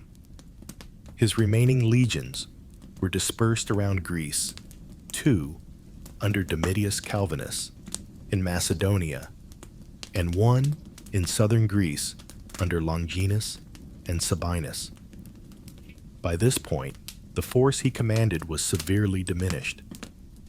Caesar's followers would likewise be faltering as a result of his defeat. It would have to be a decisive triumph, and he needed it quickly. Caesar's main goal was to restore his army's combat capacity, so he marched to Apollonia, left his injured there, and dispatched 7 cohorts to guard the towns and cities he controlled. While Domitius and his 2 Gallic campaign veterans who had been delaying and pinning Scipio Metellus throughout Dyrrhachium were suddenly exposed, Longinus's legion would be secure in southern Greece. Caesar's whole strategy now centered on combining Domitius with his dwindling force. Caesar would join Domitius and march across Illyria to strike Pompey from behind if he marched on Italy. Caesar would march to Domitius and engage the combined army in combat if Pompey marched on him.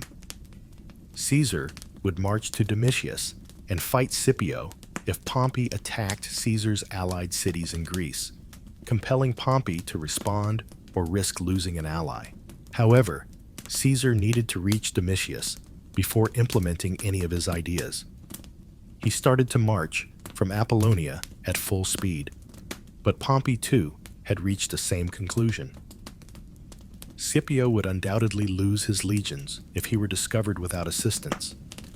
The rivalry between Caesar and Pompey had resumed, with both seeking to get to his ally first. Pompey left Cato in charge of Dyrrhachium and started marching to Scipio.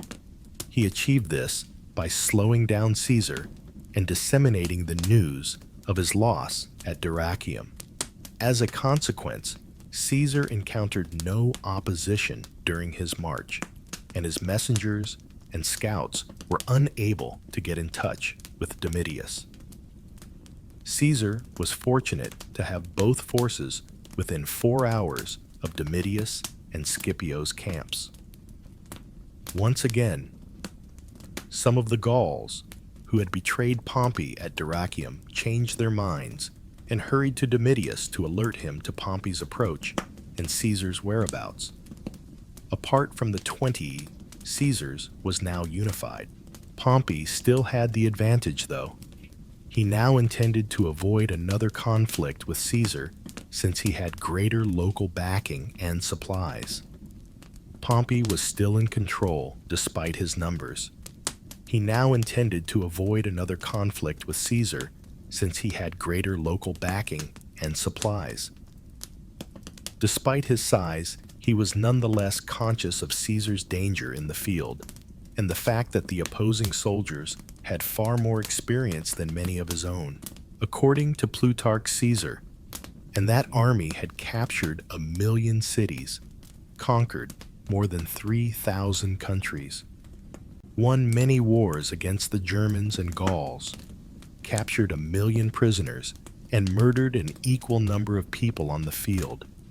Pompey was sure that Caesar's army would disintegrate and that he would eventually run out of supplies.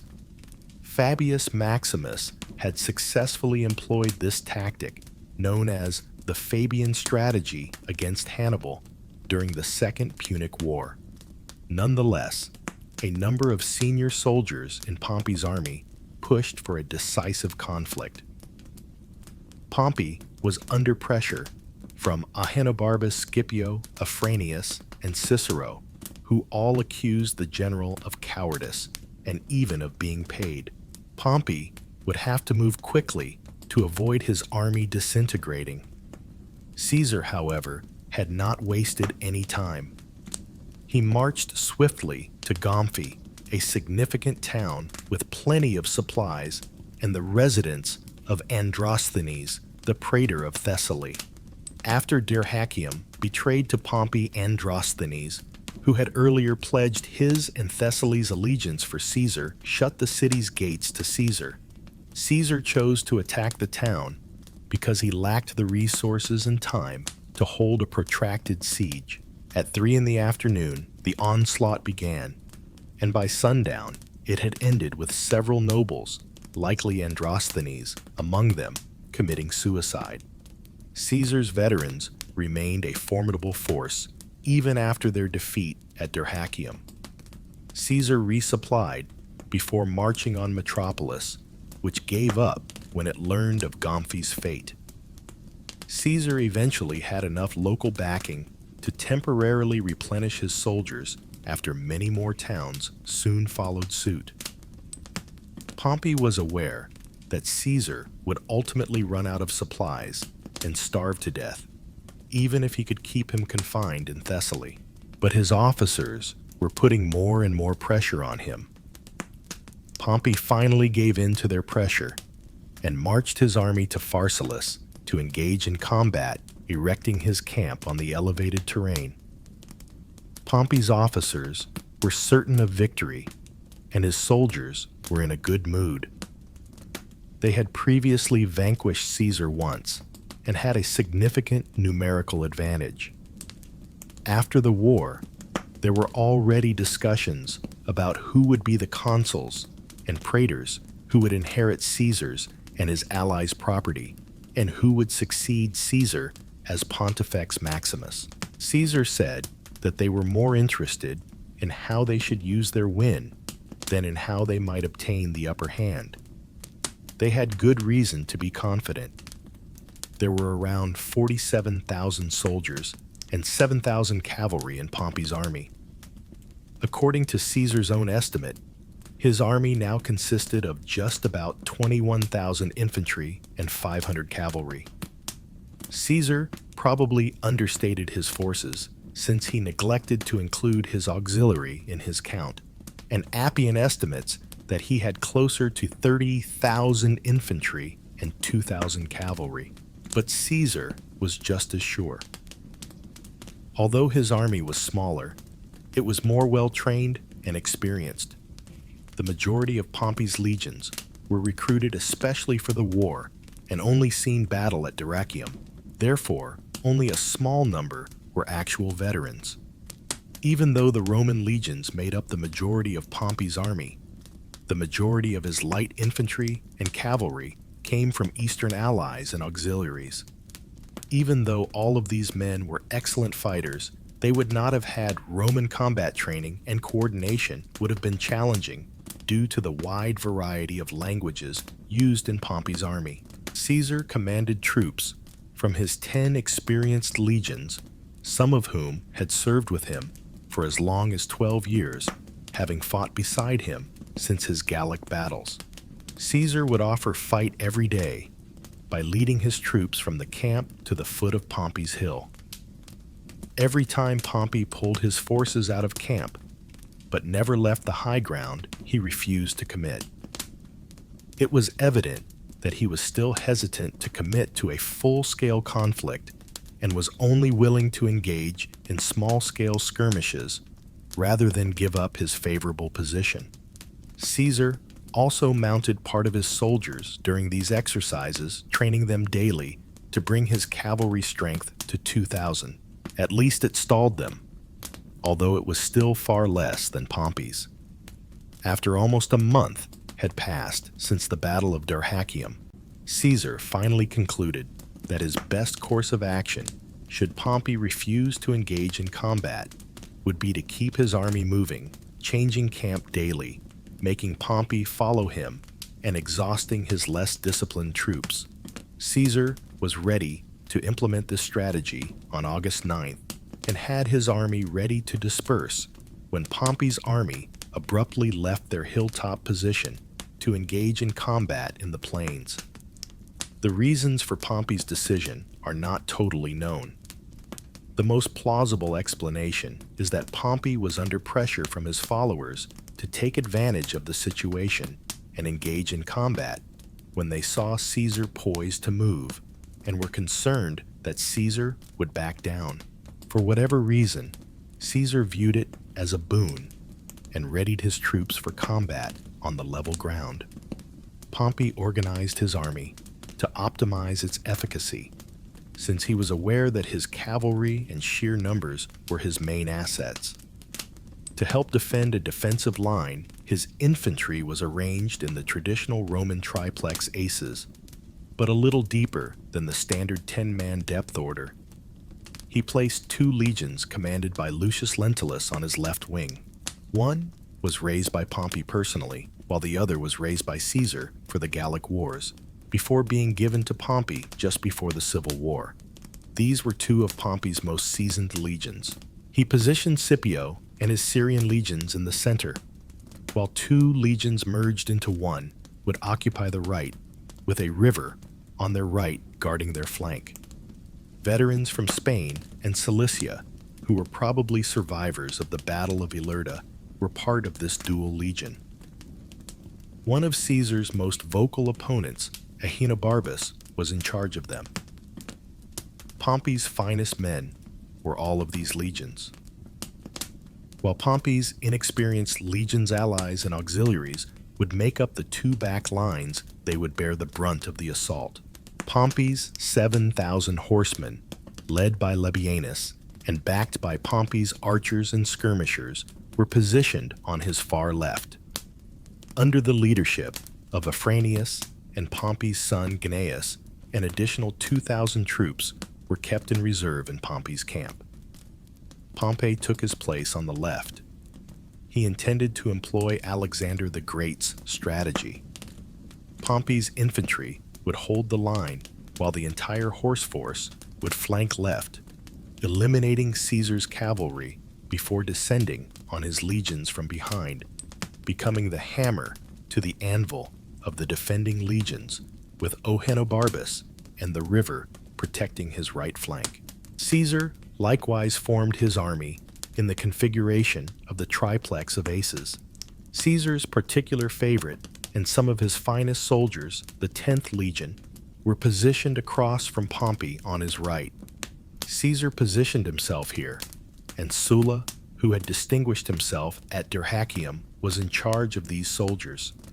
Caesar placed 2 more of his most seasoned legions on the left, with the river on their left.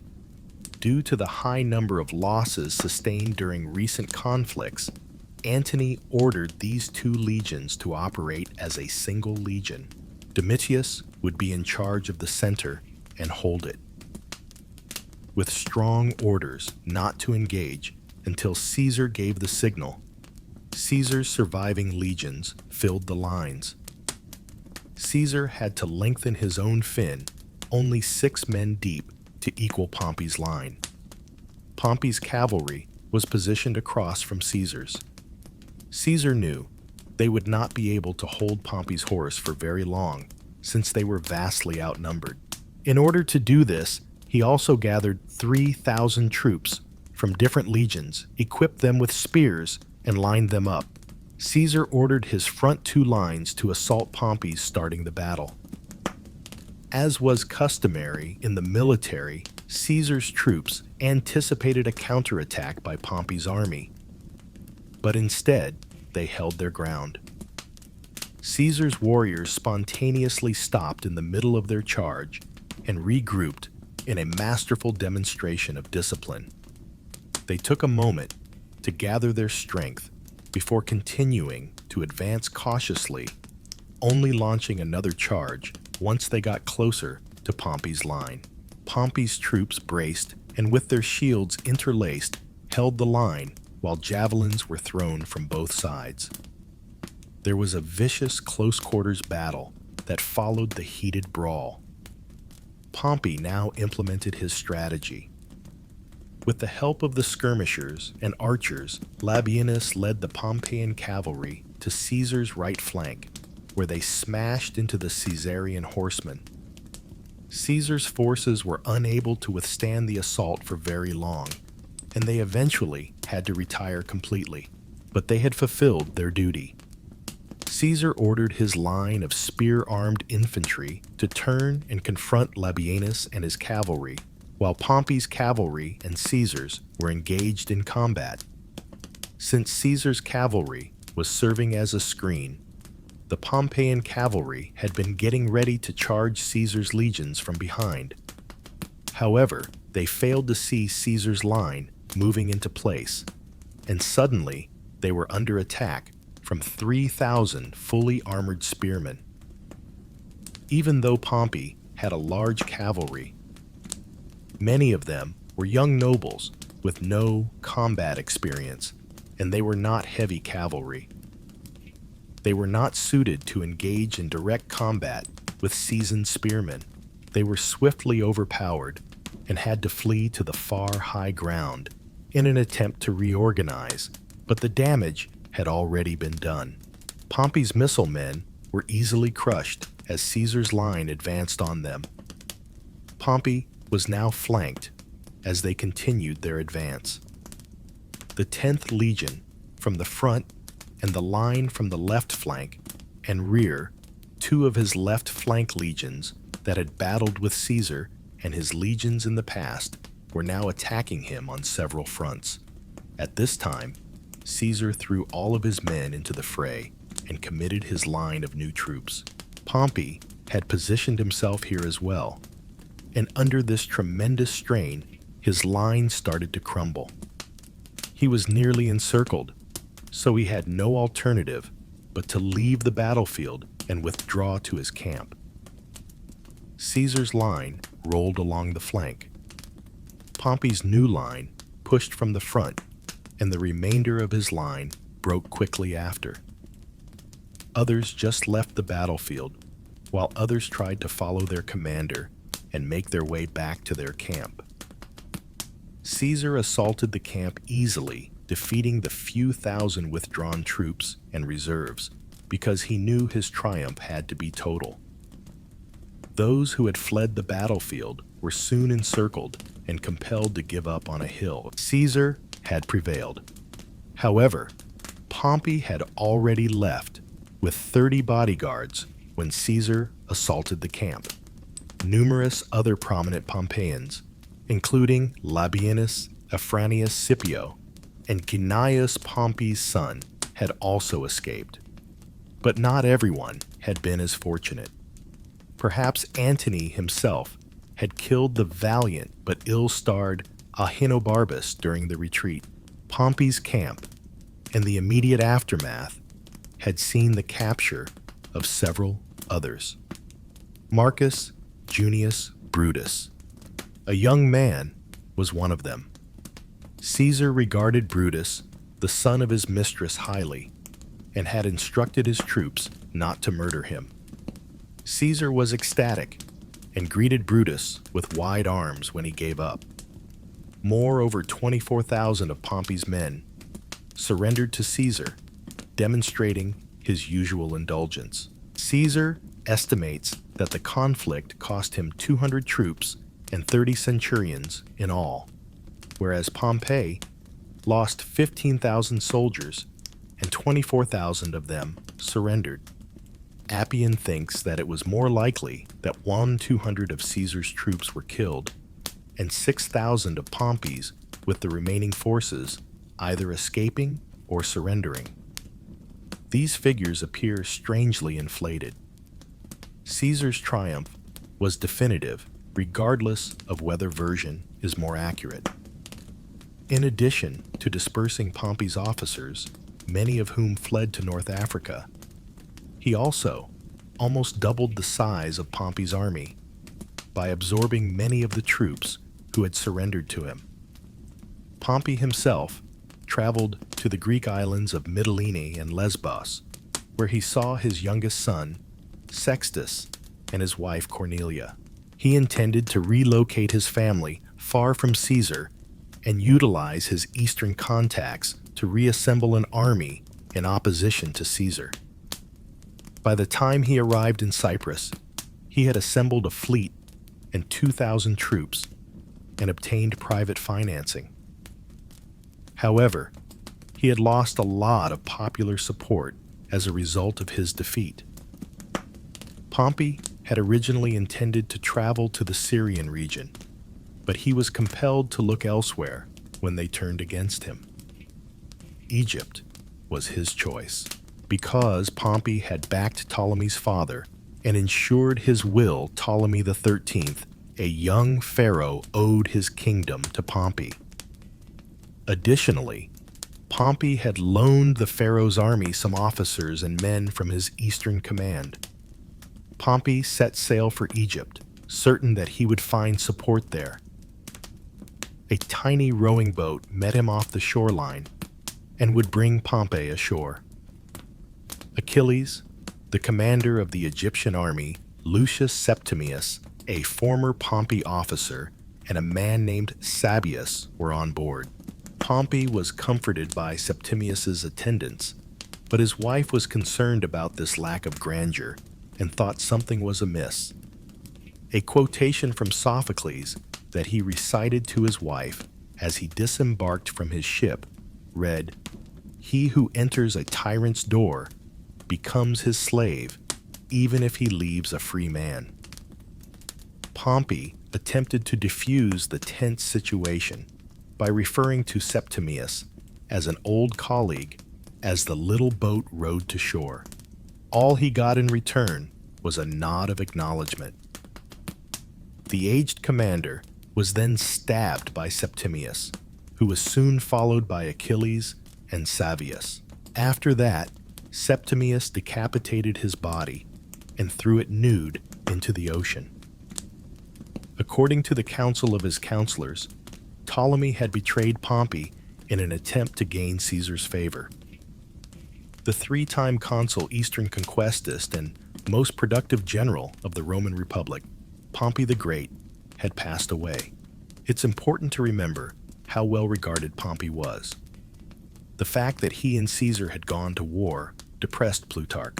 The world would have been theirs if they had been ready to live in peace and quiet and enjoy the rewards of their labors. What Scythian horse, what Parthian arrows, and what Indian treasures could have repelled 70,000 Romans headed by Pompey and Caesar?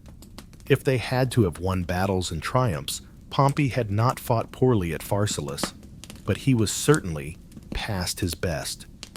He had a good plan, the finest one possible. His failure was not due to incompetent leadership, but rather to Caesar's infantry's competence and experience, as well as Pompey's cavalry's inexperience. Given that both Caesar and Pompey were very gifted generals, it is instructive that they frequently displayed Pompey's head. He turned aside in dismay. Caesar then started crying as the seal of Pompey was shown to him. It is important to keep in mind that despite their eventual hostile relationship, Caesar and Pompey had been political partners for around 8 years, had practically controlled Rome together, and were even related by marriage. Caesar knew that Pompey had been a titan of his era and deserved his respect even if he was his opponent. The conflict changed course with Caesar's victory. Now, the Optimates would be the ones at a disadvantage. The conflict was far from ended, though. Pompey's sons, Gnaeus and Sextus, as well as his most ardent followers, Cato and Scipio, had all escaped to North Africa to carry on the struggle. Labienus, who is now without a doubt the finest commander among the Optimates, was also among them. Don't miss a Sleep Stories TV episode as you embark on your quest to find tales that will put you to sleep. Join us in creating a community where getting enough sleep is a top concern if you want to have restful evenings and dreamy dreams. Get the most recent stories created just for your sleep by subscribing to the Sleep Stories TV channel right now. To spread the relaxation, please share this video with your friends and family and press the like button if you found the information useful. We appreciate your unwavering support of Sleep Stories TV.